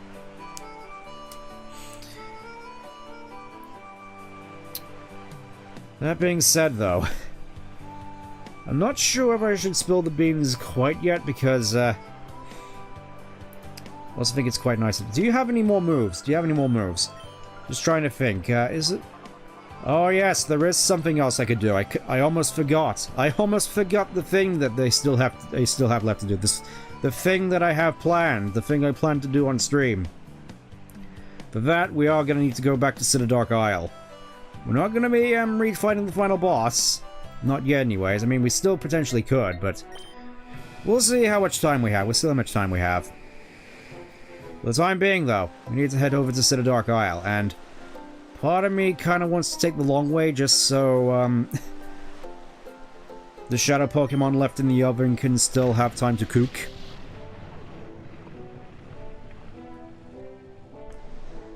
Anyways, I may as well take this time to, I'm not sure I want to call it an announcement, but I may as well just make everybody aware who isn't aware already. Especially given with how, YouTube has basically been for the longest time. I have been considering for a while now to migrate to Twitch. It's like, it's been something that I've been sort of up in the air in for the longest time, but I think soonish is when I'm gonna take the plunge and try it out. I'm still gonna upload the VODs here.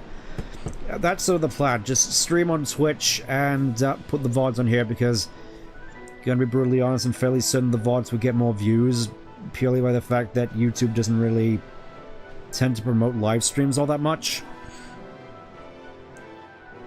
I'll probably put up a post being like, hey, you can go and watch my Twitch here when the time comes, but for the time being,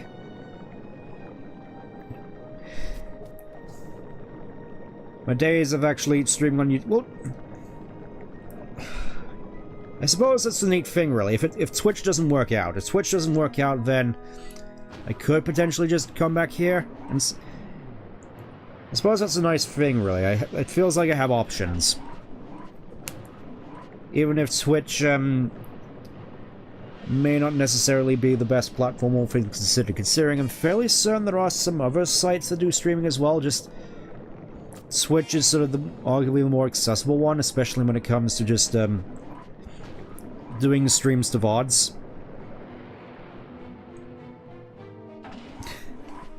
God, I made them sweet shorts. Oh yeah, the shorts. That will require video editing though, and I am admittedly kind of hopeless at that.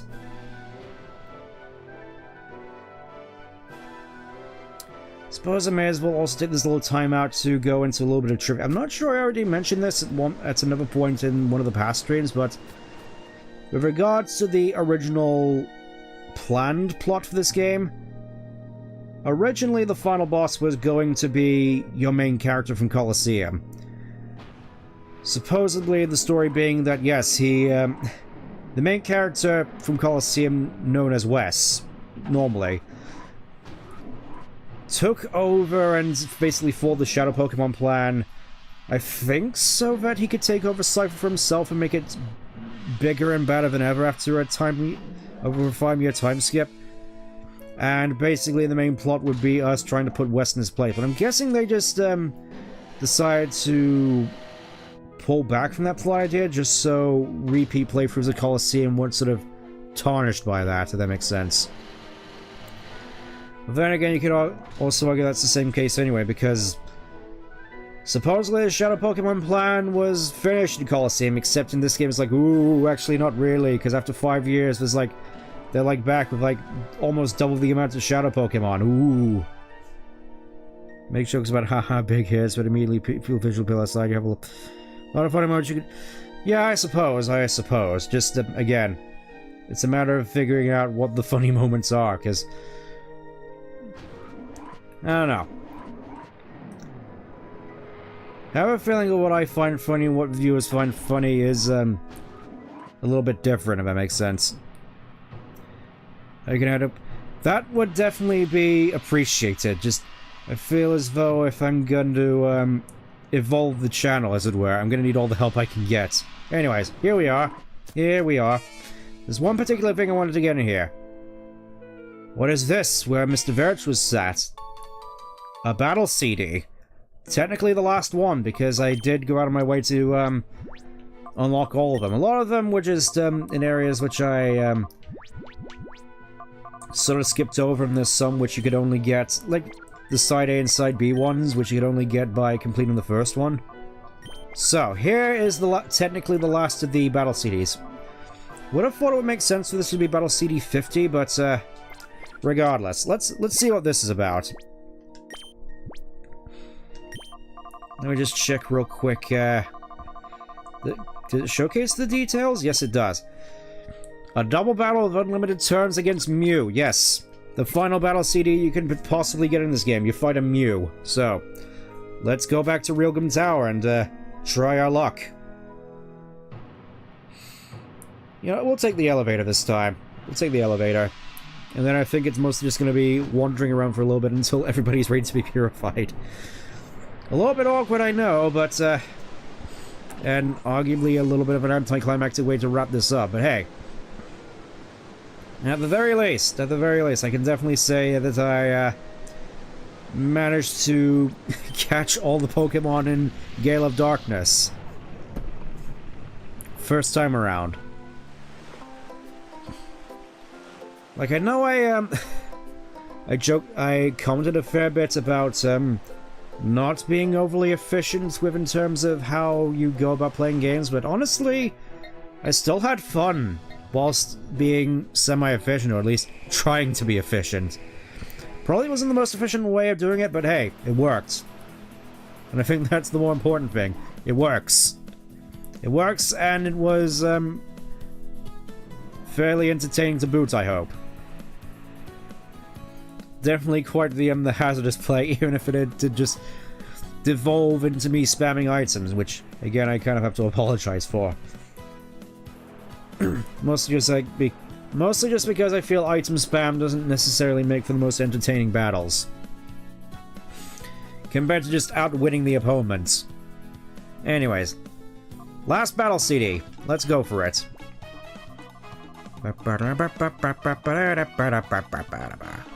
So let's check the battle CD. So, one level 50 Mew with a Chesto Berry.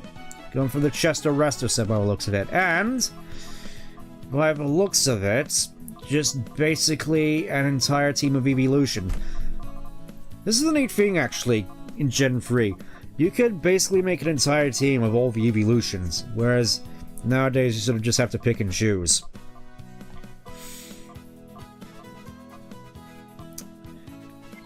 Alright, let's give this a go.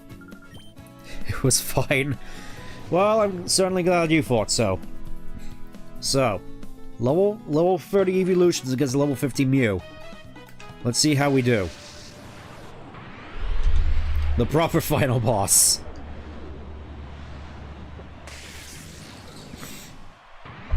No, that's technically... Oh, binds. Sounds like a rapper. I know technically, like, the super final boss would be in the Ore Coliseum, but, yeah, no. Just gonna say it, no. So, let's see how we fare against this fella. Because I'm fairly certain the main gimmick here is just going to be abusing Helping Hand. That being said, a Growl would probably help here as well. Probably not a Tail Whip, though. We'll try a Bite. Oh, no, yeah. Yeah, Helping Hand is definitely the better play here. Summary. Thunder Wave may be a good play, possibly. But again, his attacks are kind of scary, gonna be honest.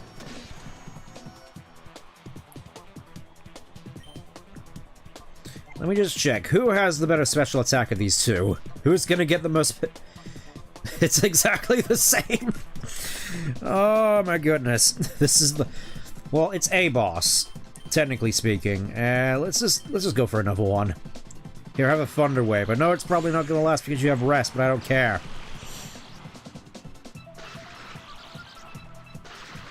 Oh, and of course I get synchronized like an idiot.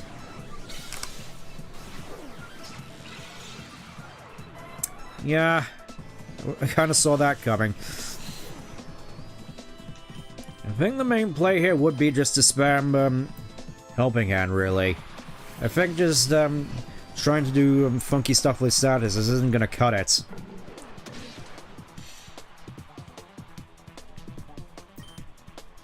I will say though, Shadow Ball. That's more like it. That's more like it. That's what I like to see. It's like Shadow Ball is actually pretty good on Flareon in this gen because it's physical. So let's get physical. Yeah, that's more so what I'm talking about. Look at that. Yeah, I'm guessing we're gonna have to say goodbye to Vaporeon, unfortunately. Bye, Vaporeon. Sorry that wasn't the most effective battle partner. We may need to do this again at this rate. Let's... Summary. So, oh, they get Substitute. That's pretty neat. I mean, I'm guessing we're not going to get much usage out of it, but... May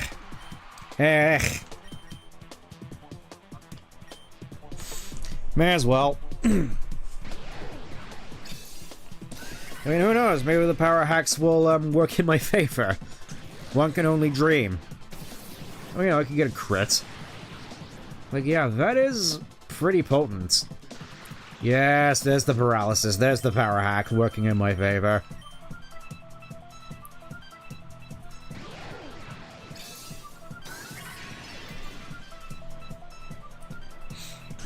I'm guessing... Let's see, does this knock it out? Almost. Let me guess, he's gonna rest. Oh wow, he didn't actually go for the rest. I'm kinda surprised, actually. So it's like, that was like your one key to... Oh, well, there goes Flareon, I guess. Sorry, Flareon. And lastly, we got Espion. Ending it how it began. With good old Espion and Umbreon. Finish it.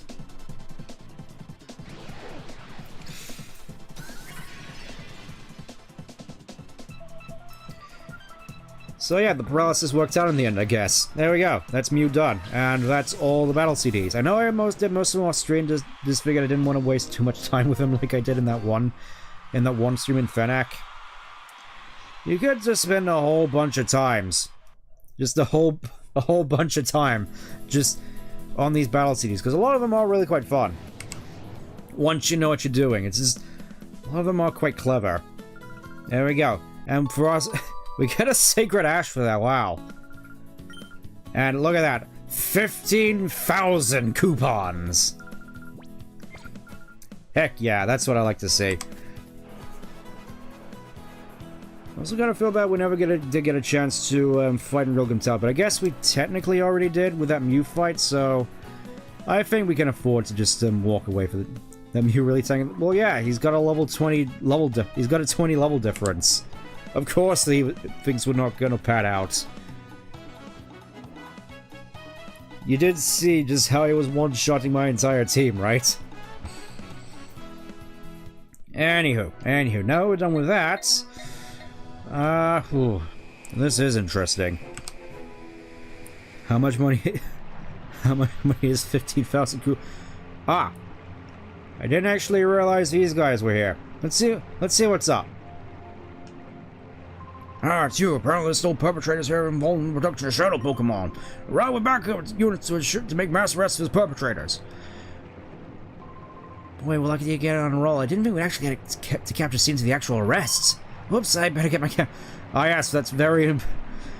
professional cameraman. I just didn't imagine meeting with you here. I'm covering the police authorities and their raid on Cypher's secret factory. How are they awful people? How could they do such terrible things to Pokemon? Money! A lot of things, people will do crazy things for money. The desk attendant puts down an out to lunch sign and leaves. It's like, well, my job's done here. And yeah, these guys are just sort of here, just like, oh man, they took off with our Dragonite. You mean the Dragonite that I still have in the chamber? I should probably look at a PC, actually. Just to see how long it's been since... I mean, surely it can't be that long until I'm able to purify all of them. You know what, let's go see how, let's go to Kaminko's lab. Let's see, if Chobin's... Let's see what Chobin's up to, because we haven't seen him. You know, may as well give him a send-off as well.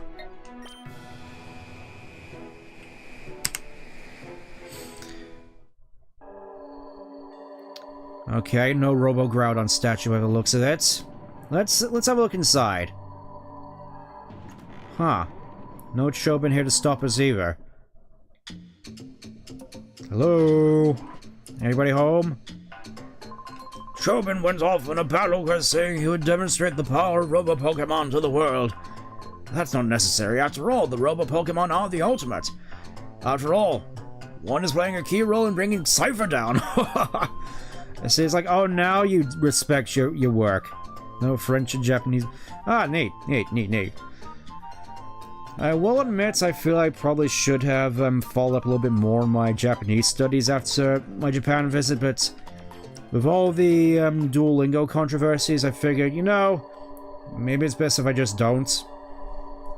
That, and I'm fairly certain since I was on a family plan, someone else could make use of that subscription better than I could, so... I mean, it doesn't necessarily change anything, but... it's more a whatever thing, really. Anyways, let's go back to the lab. Let's go back to the lab. See how everything is coming along.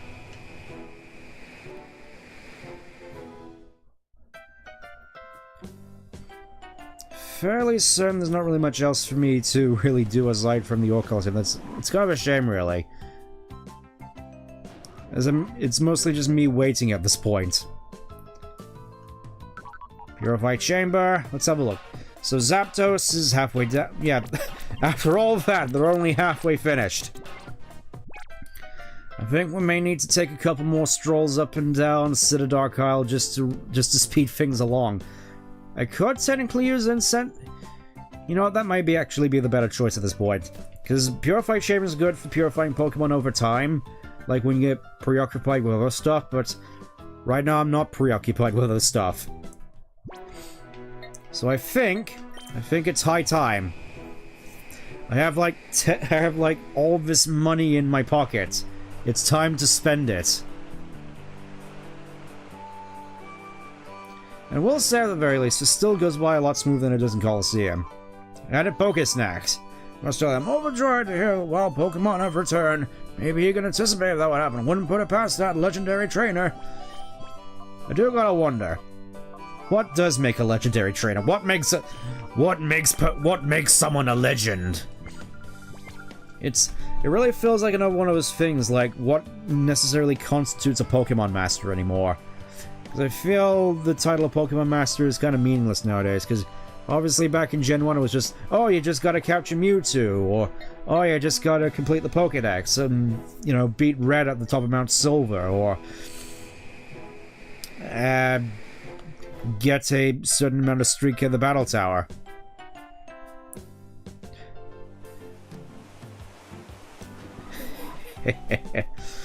I don't know, I feel I have it in me to get some funny voice work like that, but again, I feel as though I work better off of a script.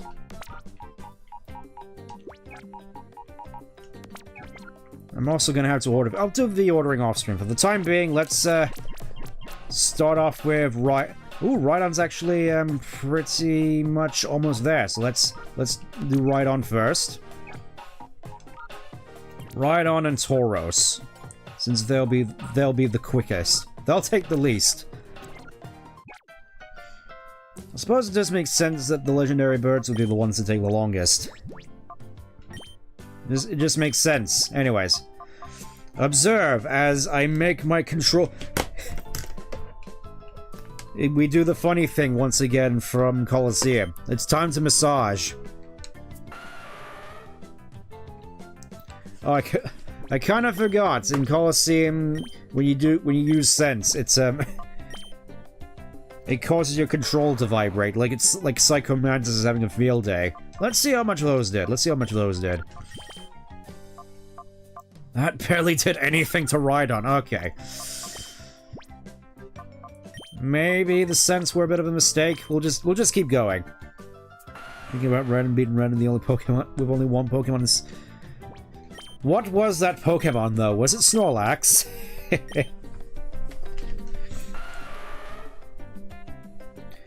Yeah, I really do gotta wonder what makes a Pokemon Master anymore. Like, do they just hand out the title to anyone? Or is it more so, oh, you gotta, go to Pokemon World Championships and get to a certain ranking or whatever. There we go, Rhydon's ready. Also, I can't help but notice, I think I already mentioned this before, the healing machine over there, basically just being like one of those old DVDs, those old DVD player screensavers, where the logo is just bouncing to and fro from the screen. Unfortunately, it doesn't change color. That would have been awesome.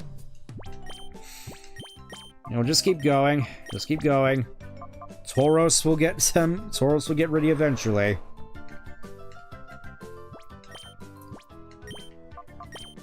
I mean, obviously, I know for a fact that the effectiveness of Sense is dependent on nature. So, what luck is it that I keep getting Pokemon with natures which aren't necessarily that effective when it comes to Sense?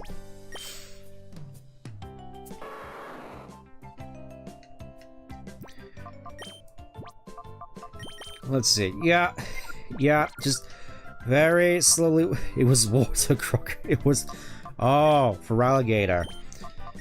Yeah, that makes sense. That checks out. I mean, I suppose that really is the case with Feraligatr. It's just really quite versatile. You know, you can get Earthquake, you can get Ice Punch, or Ice Beam, or Blizzard, depending on how you feel. You can get Surf. It really is just the curse of water types, where they're just always destined to be highly versatile and effective. Oh, there we go. Tauros can now be purified. Let's get them back in the chamber. Review the first Pokemon, and you, the first meta pick, I guess.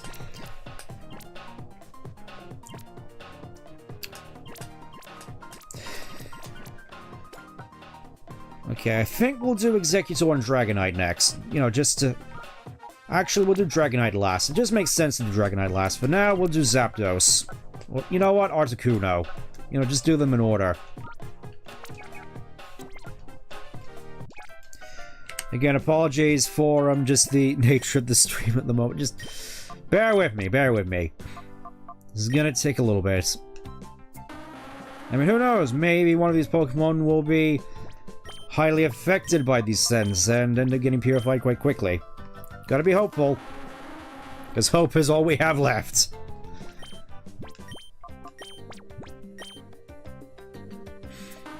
Meanwhile, I do gotta wonder what this Bliss even does. It just sort of stands here, just sort of, zero thoughts, head empty. Or, you know, it could just be that I'm just like the chance we saw before. Behind all the pink cuteness is the darkest heart known to man. Not even Shadow Pokemon are as evil as that Blissey. Let's have a look. Executor. Oh yeah, that's good. That's going down in a snail's face.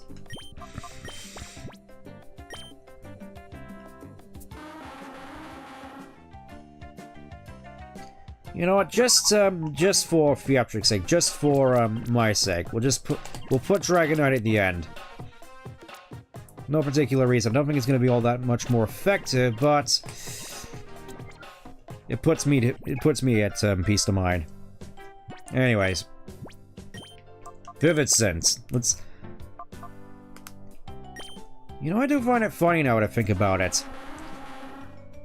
Because I think, technically speaking, when I was streaming at my last stream when I did the XG Next Gen ROM hack of this game, that was the first instance of me debuting my my PNG tuber model.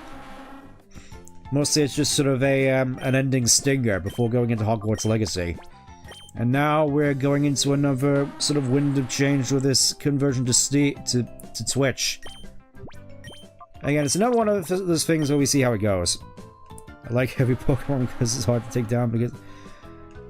I suppose it depends on the sort of heavy Pokemon, because Onix is pretty heavy, and he's usually depicted as being not exactly the most effective in battle with that low attack stat. There's high speed, high defense, physical defense, and not really any good attack stack to back it up. There we go, Executor can be purified. Let's get Executor back in. You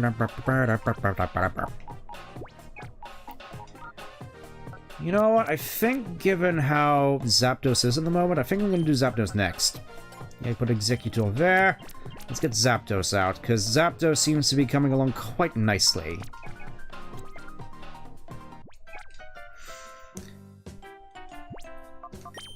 You know, obviously, with these guys, they all have just, I didn't realize they all just had the exact same moveset, basically. Shadow Chill, Shadow Bolt, and Shadow Fire are basically the same move, just special attacking Shadow move with 75 base power. It's just the secondary effect, which is different, where obviously Shadow Chill freezes, Shadow Bolt paralyzes, and Shadow Fire burns.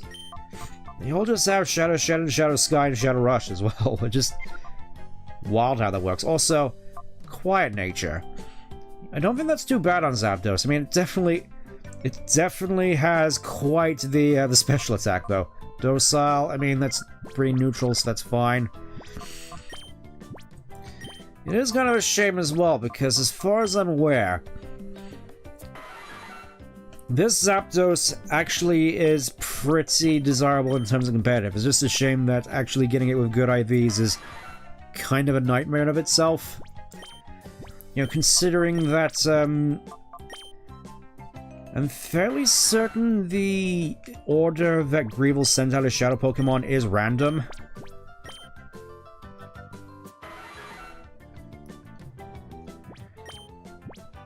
Yep, out of sense. And out of money as well, so I guess we're just gonna have to do this the hard way. Okay, let's get these guys back in the box. I'm gonna have to figure this out one way or another. Let's do Articuno here. Oh, that's a lot of flow. Moltres, ooh, Moltres there.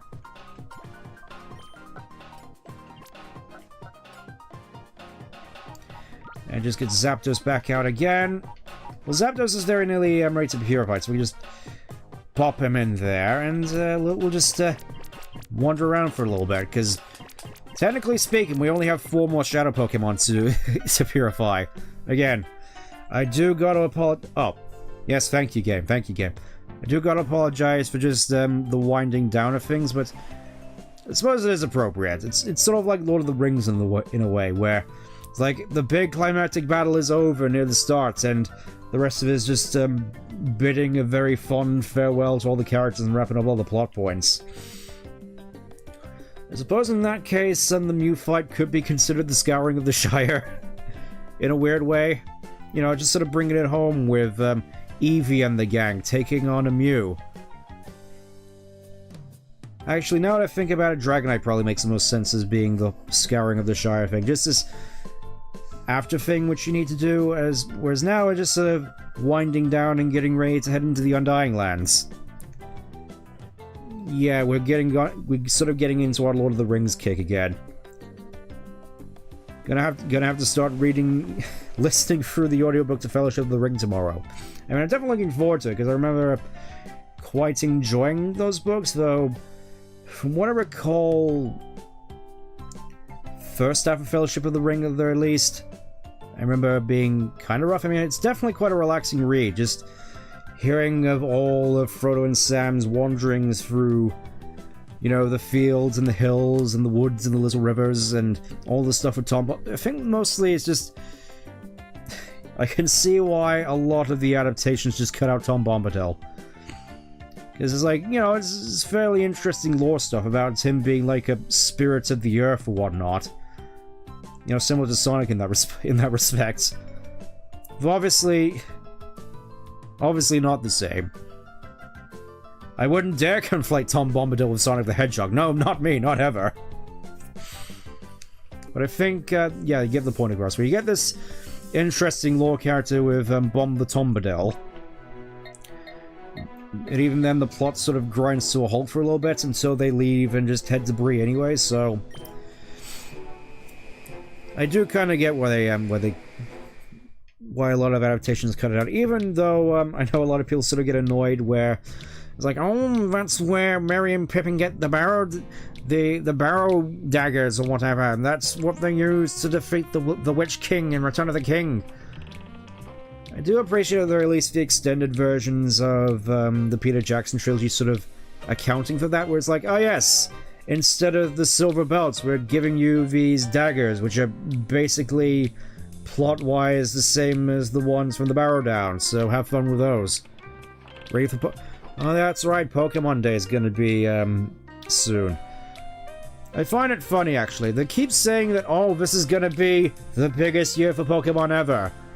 Even though I'd argue that the biggest years for Pokemon were like 2000. It's like the biggest day for Pokemon, I feel, are way, way behind it, back when Pokemania was running wild. And I feel it's especially ironic considering the reputation of Pokemon nowadays is mostly negative, you know, with the state the games have been released in since they hit the Switch. You know, especially, you know, Scarlet and Violet, Sword and Shield, Legends Are. And especially all the business decisions like the $650 Lego set. Like, I get that it's mostly a collector's thing, but I do gotta wonder what they're playing at. It's like, sure, have stuff which is for collectors, but it's sort of the one thing that I appreciate about the Lego Sonic stuff, where it's actually designed for play, and I think that's what a lot of people would want from Lego, just actual Pokemon playsets, like the ones which Mega Construct had. I do find it funny as well. It's like, yes, they had this whole crossover thing with Mega Constructs, which ended basically winter last year, in preparation for this dropping this $650 Lego set in everybody's lap, and just like, pay up, piggies, it's that time again. Here he is, just oh, there we go, Zapdos is ready at the very least, so we just go to wander around a little. It really is just like Return of the King now. We're just seeing how everybody else is doing. How you doing? What to do? The newest crew we sent to the SS Libra hasn't returned yet. I wanted to send the Citadel Isle undercover, but who knows where they've gone off to. If we know this is going to happen, I want to send Marcia to investigate the Shadow Pokemon Factory. Well, that's something to look into, I guess, whilst we're here. I think Mega Blocks do good work. Well, yeah, well, some Mega Construct sets weren't exactly one-to-one like the Lego sets are. They still had a lot of playability to them. I also kind of find it funny as well, because they released like an affordable, quote-unquote affordable option with the Eevee statue for like $50, and I'm fairly certain I got a Mega Bloks Eevee figure for like half the price back in the day. Anyways, how are you doing? Oh my gosh, you managed to reach Citadel Isle. I think you finally broke into the Cypher's headquarters. You shivers from excitement over this. Don't give it your best. I mean, the fight's already won. The fight's already won. I already got all the Shadow Pokemon. Yeah, I do have the Eevee in my just cabinet, just sort of sitting there alongside. Oh yeah, I also got the Mega Blot set for all the Eeveelutions as well, which, again, notably cheaper. I mean, granted, it kind of shows because I had to put in an order for a replacement for one of Vaporeon's tail bits because it wasn't molded properly. Like you could sort of see where the price cuts are compared to Lego, but it's like they're still pretty solid playable Lego figures for the most part. Aside from Sylveon, whose head is like held on by a stick. It's kind of gruesome when you think about it, but it kind of means that Sylveon's head kind of falls off compared to the others, which obviously isn't ideal. I mostly just have them for display, unfortunately, alongside the big Venusaur figure, the Cloud and Sora amiibos, which I got in Japan, alongside small little Gardevoir and Mega Gardevoir figures that I also got in Japan. I got a lot of stuff in Japan. I think that's the main thing. Arguably too much. Again, please be responsible with your finances. Again, don't mind me, just wondering. Let's see how the rest of the Shadow Pokemon are doing. Again, just sort of whiling away. I was gonna possibly rematch Greevil, but I think given the time, I think just dealing with all the Shadow Pokemon at the moment, I think that'll be a good thing to sort of wrap up on. And then I think just to showcase it off, I think I'll just showcase the sort of quote-unquote 100% completion ending you get. You know, just so we aren't wasting... You know what? Screw it. This is the finale. This is the finale, damn it. We're gonna do this... I'm gonna do this right. I'm gonna do it properly. Right now, though, I still have to wait. Alright. You know, I did hear a little bit about that in passing, the whole GameStop thing. Of course, being in Englandland, I never really had much of a history with GameStop. I know it's mostly an American thing, but... main thing that comes to mind with GameStop is when a lot of people just started investing stocks into GameStop. And, like, all the sort of big 1%ers like, no, wait, you can't do that. There's only something we're allowed to do. And I just couldn't help but find anything. But, of course, nowadays, it is kind of weird, really, now that I think about it, because obviously you could say it's a sign of the times of people just moving more and more into sort of digital gaming, but at the same time, I know for a fact that a lot of people just aren't buying new games, at least in the AAA sense. They're either just buying indie on places like Steam, or again, like me, just going back to the oldies but goldies. That's one thing I definitely want to do on this channel, just sort of really get into a lot of the oldies but goldies. Like, there's a lot of stuff that I want to play, like Ocarina of Time, a lot of Mario games I suppose I could play. Mario 64 is the one that comes to mind. Like, properly this time, quote-unquote. Another one which immediately came to mind, which I thought of earlier today, Pokemon Platinum. I definitely want to do Platinum at some point. Just the Pokemon DS games. I really want to do those at some point, because to me, at the very least, that was like... it's sort of like Sonic on the Wii, weirdly, where I feel Pokemon on the DS was arguably when it was at its best, because you got the games up to Black and White 2, whereas simultaneously you could also play all the GBA games. The only downside is you couldn't play the Game Boy Color... oh, there's Articuno, so we're just waiting on Moltres and Dragonite, and then we can finally stop walking in circles. I always thought these girls' outfits were kind of weird. I know they're supposed to be magicians. It's kind of weird. There's just so many magicians in Ore. It's weird. Let's see what the Hexagon Brothers are up to, I guess. Yep, just sort of still stood in the corner, just like, well, shoot. It's like, guys, Cypher's disbanded. You can go home now. And I guess they're brothers, and they gotta stick together, you know?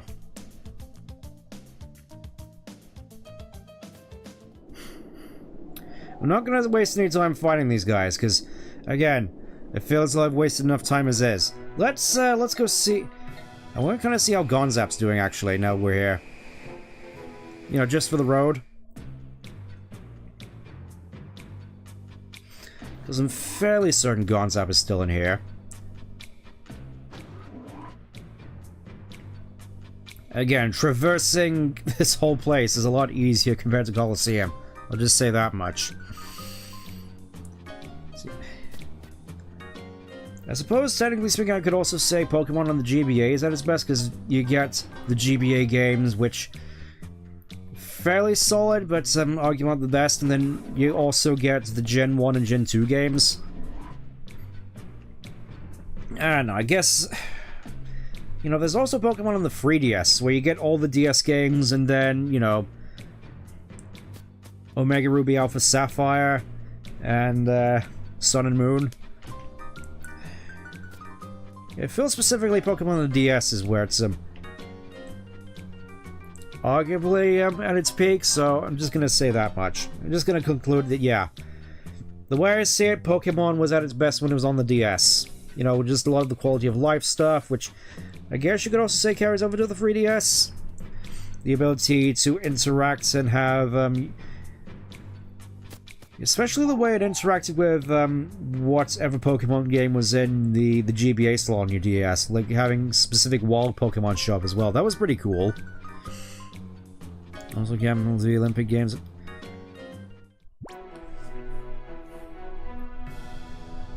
Wait, the Olympic also canceled and said tickets to the Olympic Games also having them. Huh. Interesting, interesting. A lot of stuff going on in the world. Well, so Moltres is ready and waiting, so...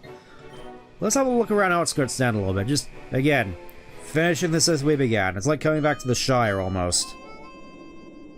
Not really, but you know what I mean. Let's see what's going on in here. Oh, to have a fancy... yep. Togepi sure is lucky. And about your Elekid, he's been, honestly, one of my strongest soldiers. Look at this guy. I mean, what was just Donphan, and they're like, yep, I'm here too. Yeah, I don't think I need to... I only have like 21 yen. Yeah, I don't think I need to cancel anything. Yeah.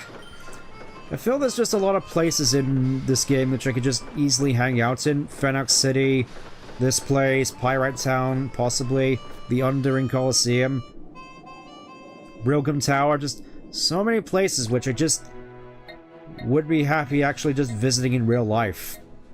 Heck, even Mount Battle. You know, just to take in the atmosphere. I mean, Agate Village is obviously the sort of place which I would like to live. You know, nice and peaceful. The only thing that I feel would really be a bit of a downside is the reception, which Wi-Fi there would probably be worse than I have it already here, so... swings and roundabouts. Phoenix City. Let's see how just he is. Let's see how just he is. May as well. Fun fact, you could also get a battle CD from this cast form here. There's so many, quirky areas that hit a lot of these battle CDs. Can't help but respect it a little bit. Anyways, hey Justy. Yep. It's like compared to a baseball player.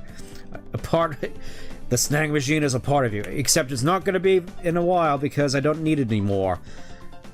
That's one thing that I kind of feel is a little bit of a missed opportunity, honestly. When you capture all the Shadow Pokemon, having the option of just being able to either wear or not wear the snag machine, since you don't really need it anymore. It's one of those things which I feel would just been a nice detail. Also, I didn't mention the SS Libra. Let's go check out there. Again, just sort of gives us a good place to wander around until Dragonite is ready to pop. I think the only real place of note that we need to go to here is the deck. I don't think there's anything in the Bonsai room. At least, I hope there isn't. Is it up? Because I'd rather not go all the way down there and just do all the strength puzzles again. Again, that purple liquid vat, same sort of stuff was in the under. That doesn't look healthy. Especially on a cruise liner filled with Pokemon. A ship in the desert, don't you think that's just a little bit more mysterious and romantic? Yeah, kinda. That is so right. If there was just a handsome guy here, it would be perfect. Well, about that. I don't think many people will call me handsome, but surely I do, right? I'm kidding. I'm 10 years old in this universe. Popty, we're done this location, Jill. Let's get back to Pyrite. Oh, hey, can you say something to Popty, too? She's got a little bit excited and won't listen to me. You know, let's see what happens when we say no. Oh? How can you be so unromantic? You're so young, too. Well, yeah. I'm more obsessed with dinosaurs and airplanes and explosions. God, love that flag animation there. It's just so stiff-looking. It's so funny. There we go. Dragonite's ready. Let's head downstairs. Let's head downstairs. Because I think this is where we finally get to wrap things up.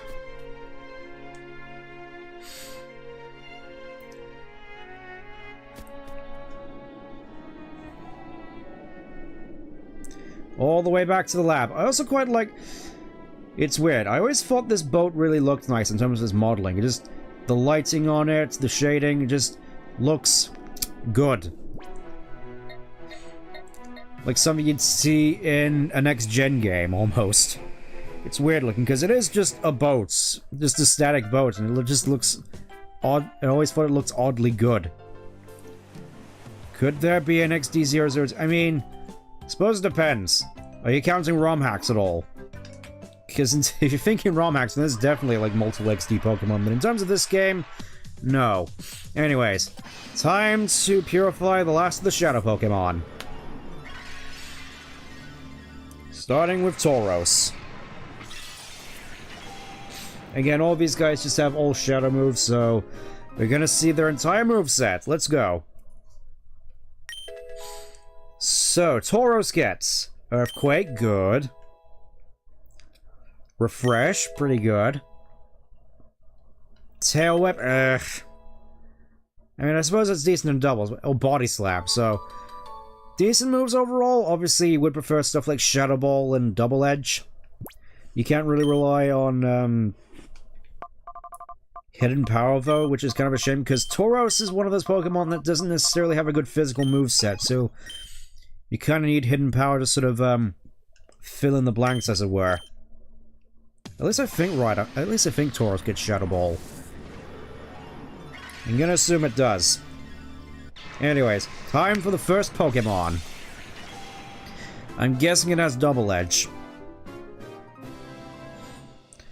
I did always think Rhydon's model animations always did look quite imposing. Also, his nose actually spins. I always thought that was pretty cool on him. So we get Mega Horn.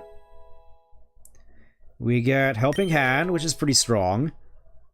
We get Scary Face, which, Speed Control, and Earthquake.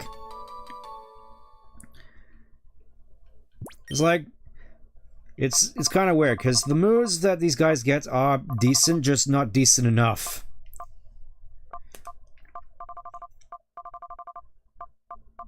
Just wondering what I should give this...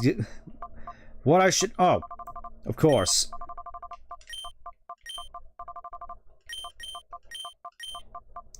I think I can fit it in. Substitute.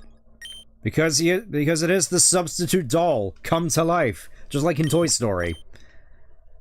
Alright, it's time for Eggy. It's time for Eggy. Let's see what Eggy gets. His heads look so manic and crazed. Also kind of find it weird that Exeggutor has fangs. Like, what does he need those for? Is Exeggutor carnivorous? I can't help but worry. Anyways, Psychic. Refresh, which, you know, pretty good, pretty good. Hypnosis, that's fairly par for the course, and... oh, Ancient Power. Interesting lineup. I do kind of wish that Exeggutor got another evolution, or at the very least something which upped its stats to keep up with the power creep.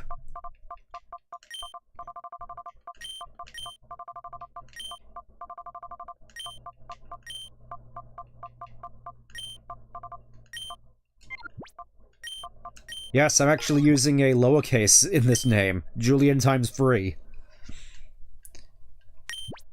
Anyways, it's time for the legendary birds. Finally. How aggressive. He's aggressively vegan. Oh, that's one way of putting it. Anyways, Articuno. I used to really like Articuno after watching movie 2000, but I kind of feel nowadays that Articuno is sort of the least appreciated of the birds, outside of Gen 1, obviously, with his Blizzard, so all the legendary birds in this get extra sensory. And Articuno gets Heal Bell here, which, given Articuno is usually a defensive sort, is actually pretty strong. Gets Haze, which... you know, fairly decent, and Ice Beam, which is the main thing you want on an Articuno nowadays. Obviously, we gotta go with the name. We gotta go with the name. If I can find the letter. There we go.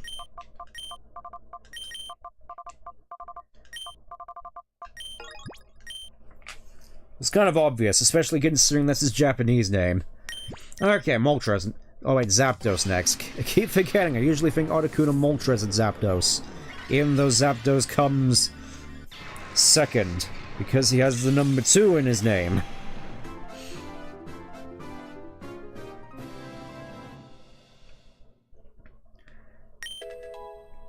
So let's see, what do we get in terms of... obviously extra sensory. I'm fairly certain... yeah, Zapdos gets Baton Pass, which... on a Pokemon like Zapdos...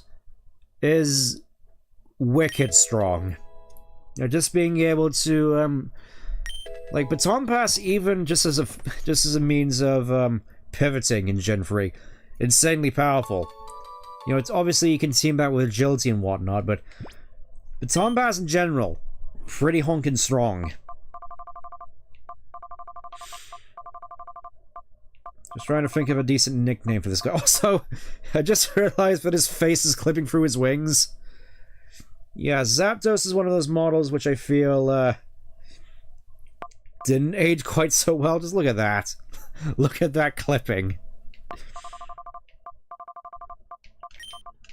That's the perfect nickname for you now. Enjoy it. And finally, Moltres. What? I do find it funny that in Japanese that he's literally just called Fire. It's like, oh yes, what do we call this flaming bird?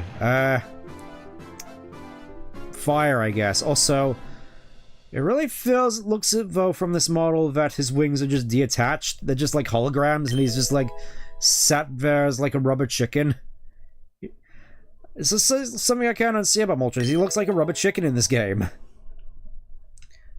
He also gets Morning Sun, which is pretty damn good. As well as Will-O-Wisp. Yeah, Moltres, I feel, really gets, really... Honestly, all 3 legendary birds are kind of winners in this game.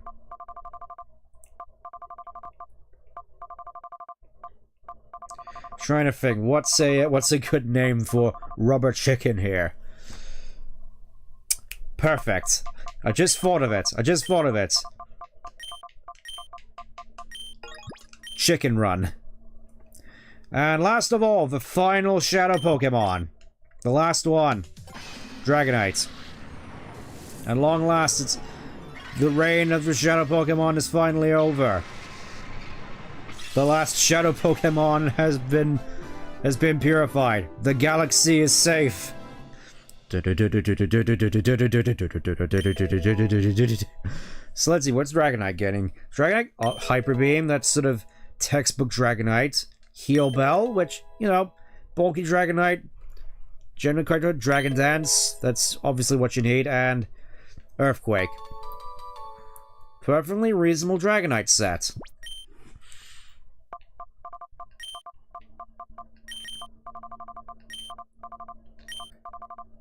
I know this is sort of a curse thing, but Dragonite always sort of reminded me of Pete's Dragon. Not that I don't think anybody actually remembers Pete's Dragon, and, good. So, that's it. That's all the Shadow Pokemon. So, I'm just gonna pick out a couple of Pokemon here. You know, let's bring Dragonite along for the ride, just to sort of rub it in Greevil's face. You've purified all the Shadow Pokemon. Yep, job done. All the Shadow Pokemon you covered from Cypher have been purified. I guess this won't be needed anymore. It's like, oh yes, we can just take a hammer to this thing. Finally born through. Congratulations, your effort has made all our research worthwhile too. You just, go upstairs and just, hear just banging downstairs. Oh, you snapped the Dragonite, which is believed to be the last Shadow Pokemon. That means you rescued all the Shadow Pokemon that Cypher created. Yep. And, unfortunately I can't put the snack machine back even though I don't need it anymore. Again, it's a dang shame. But I suppose to round out. Please, Robert, Noodle never does again, but Noodle and the other Pokemon are all very happy. Did you do something incredible? You did, didn't you? Since you've grown so impressively, the Purified Chamber represents the dreams of Professor Crane and myself. And of course your father's too. Seeing you make use of the Purified Chamber so capably, I can't help but feel the tug of destiny. Alright, son, I heard you now purified all the Shadow Pokemon. That's fantastic work. Now Pokemon will be able to live in peace without fear. At least until Pokemon Go comes out. This is all you're doing, Stump. We owe you huge thanks. And with that, you know what? Given the time, I was going to... You know what? Let's just do it. Let's just do it real quick. I'm fairly certain we can knock it out real quick. So, who's down for one final ride together? We're even bringing Donphan along for a ride, even though it's probably not going to do anything. So, let's roll, I guess. Let's end this off with a bang, sort of. I will say, though, I'm definitely going to miss this game. Again, I feel this is definitely one of those games which I don't want to do too often, but I feel it's generally going to be a treat coming back to this from time to time. At least I hope that's going to be the case, because I know there's a lot of ROM hacks to this game which really sort of up the ante in the difficulty and the power scaling.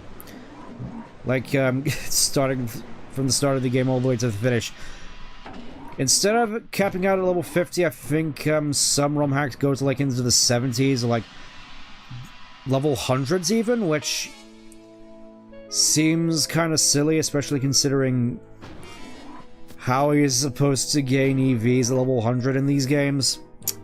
Regardless, there he is, just Greeble just sitting in the arena all by his lonesome, just like questioning his life choices. It's just like, damn, all the shadow Pokemon have been purified now. What am I gonna do?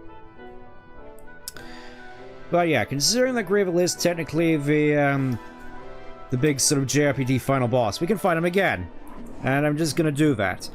Obviously, as far as I'm aware, his team is a lot less scary now. We'll see, though, we'll see.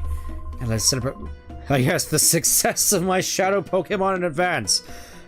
The shadow Pokemon that are now extinct.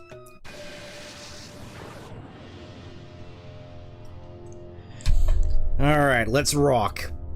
Starting out,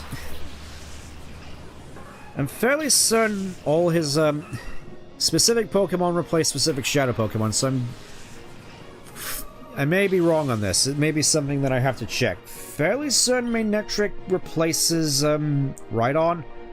I'm mostly going off the logic that it has a Lightning Rod. I'm gonna get rid of that first. I mean, obviously all his Pokemon are level 50, and considering he doesn't have any shadow Pokemon, they do all seem considerably less threatening. I mean, considering the level difference, I'm guessing, yeah, they're still gonna hurt a fair bit, but it's like we actually have a bit of a fair battle on our hands. Potentially.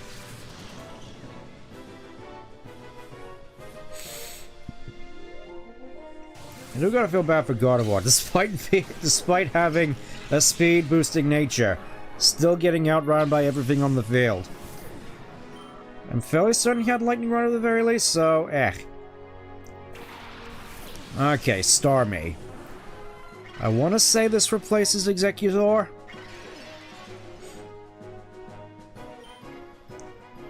Look at him just all stand up like, I'm ready for it, I'm ready for you, and I'm hard.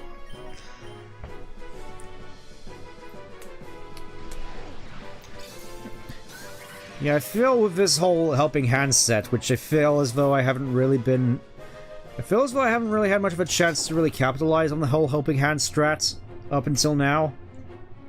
It's kind of a shame, really, but here's like, at last, the dream team can come to life.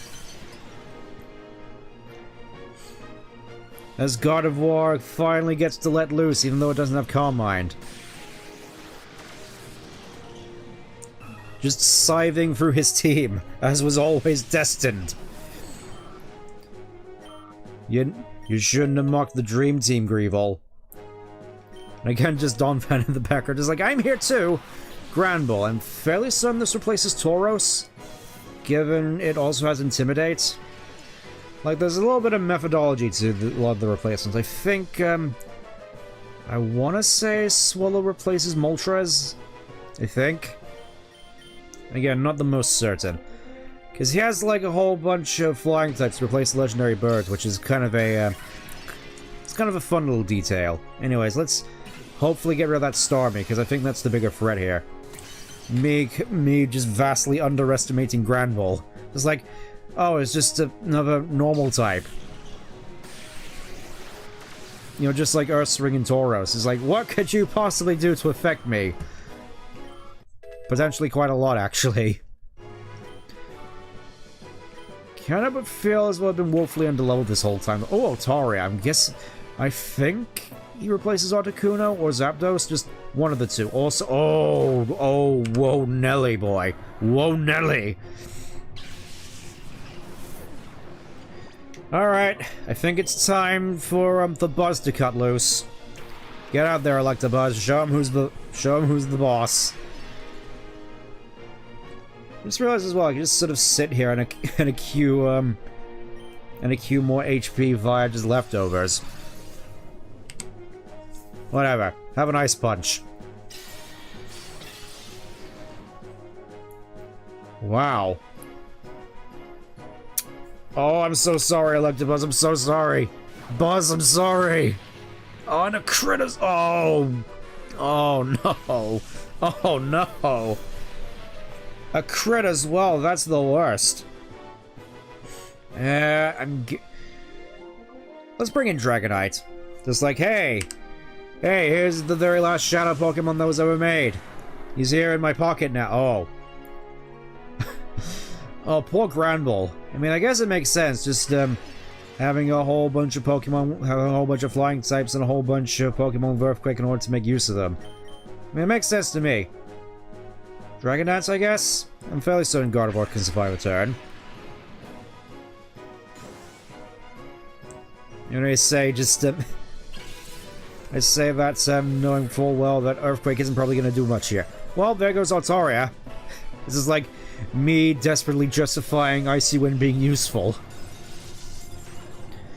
Well, I don't know, I feel as though it's, was not the most necessary, it was fun to try out, and I feel definitely, came in handy in a few fights. And there's Aerodactyl, which I'm fairly certain replaces Zapdos. Yeah. I think Aerodactyl is sort of the most visually imposing Pokemon he has. Again, just all these guys feel like such a notable downgrade compared to his Shadow team. Just like, you know, he has Rhydon, and he has Tauros, and he has Exeggutor. All of these, like, super threatening Pokemon. And then you just have Granbull. And I suppose, to be fair, little tidbit here, I'm fairly certain that a lot of these are Shadow Pokemon that, his other admins already had. At least, in the case with Eldis with Manectric. Ardos with Swellow, Lavrina with Altaria. And I want... Yeah, I think Ardos also had a Starmie, now that I think about it. Again, just a lot of references to, other members of Cypher. Have a Hyper Beam. Again, this is physically attacking now, so what do you think of that? That was definitely worth it. Go on, Gardevoir, it falls to you now. He only has one left. Come on, you can tank this. Okay, wasn't aiming for you, but whatever. Icy Wind. Get... Oh, and the crit as well. This is looking good. Looking good. And leftovers, so I'm guessing speed advantage, Thunderbolt. Let's bring it home. It feels so satisfying actually having Gardevoir be the one that lands the finishing blow. Like, I brought her all this way and insisted she was really good and she didn't get much of a chance to actually take part in the first go against the final boss, and I guess this is a good means of redeeming her. Again, you're always gonna see Gardevoir on my team, unfortunately, for better or for worse. I feel as though this one I just sort of come to accept it, really. Gardevoir is probably just gonna remain my favorite from now until the end of time. I mean, I suppose now it would have to be, considering all the Gardevoir and Ralts plushies I have now. It's something that I can't help but look around and think, you know what, this may be a little bit concerning. And that being said, I have, like... Let's see. Technically 3 Gardevoir plushies up on the shelf. 4th one right next to me. The 2 figures in the cabinet. Just... I know it's sort of been just something that I've sort of accepted rather all of a sudden during my Japan trip, but I suppose that really is a thing. Just there really is a thing, isn't it? Just trying to hide one's shame, and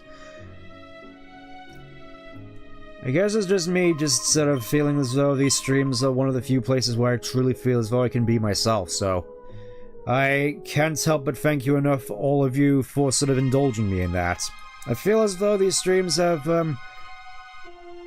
sort of helped me open up, because usually throughout my day-to-day I don't tend to talk that much. I mean, obviously I made the effort to talk here, mostly because I feel as though I sort of have to, but I'm glad at the very least I've been able to do so in a way that you all find entertaining. At least hopefully. Hopefully. Yeah, we just get to sit through this again, just that clapping, that jump with the clap, just again, a lot of the human animations in this game, I really can't help but just find humorous in a charming way.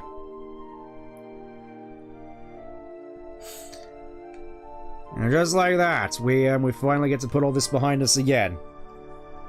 Come on, everybody back in for the group photo. Yep, that includes you, Gonzap. Stop fighting with Duking over there. I know you have some beef, even though we're not going to mention it. And for completing the shadow, and for purifying all the shadow Pokemon, we get this little scene. We don't need it anymore. We finally get to move on with our lives. Unfortunately, I really do wish we did get the option to remove the snack machine on our player model once we sort of achieved this, but it is what it is, I suppose. And I think, since we say we can just soft reset, yeah, there we go. And I think that should have saved. So, that's that. That's pretty much everything I wanted to do in Pokemon XD Gale of Darkness. Close your playfriend's gone. Yeah, again, I certainly hope you all enjoyed these streams as much as I enjoyed doing them. So, tune in next time, where, hopefully, if the winds align, we'll be starting on Pokemon Legends Zar for the Switch 1. And seeing how that goes. If not, then I'm sure you'll I'm sure I'll think of something else, like maybe Battle Revolution or something. Battle Revolution I feel will be an interesting stream to do, but regardless, I'm rambling a little bit. So I'll let you go now. Hope you all have an enjoyable evening, morning, whatever it is, and I'll see you next time for whatever I end up doing. Take care.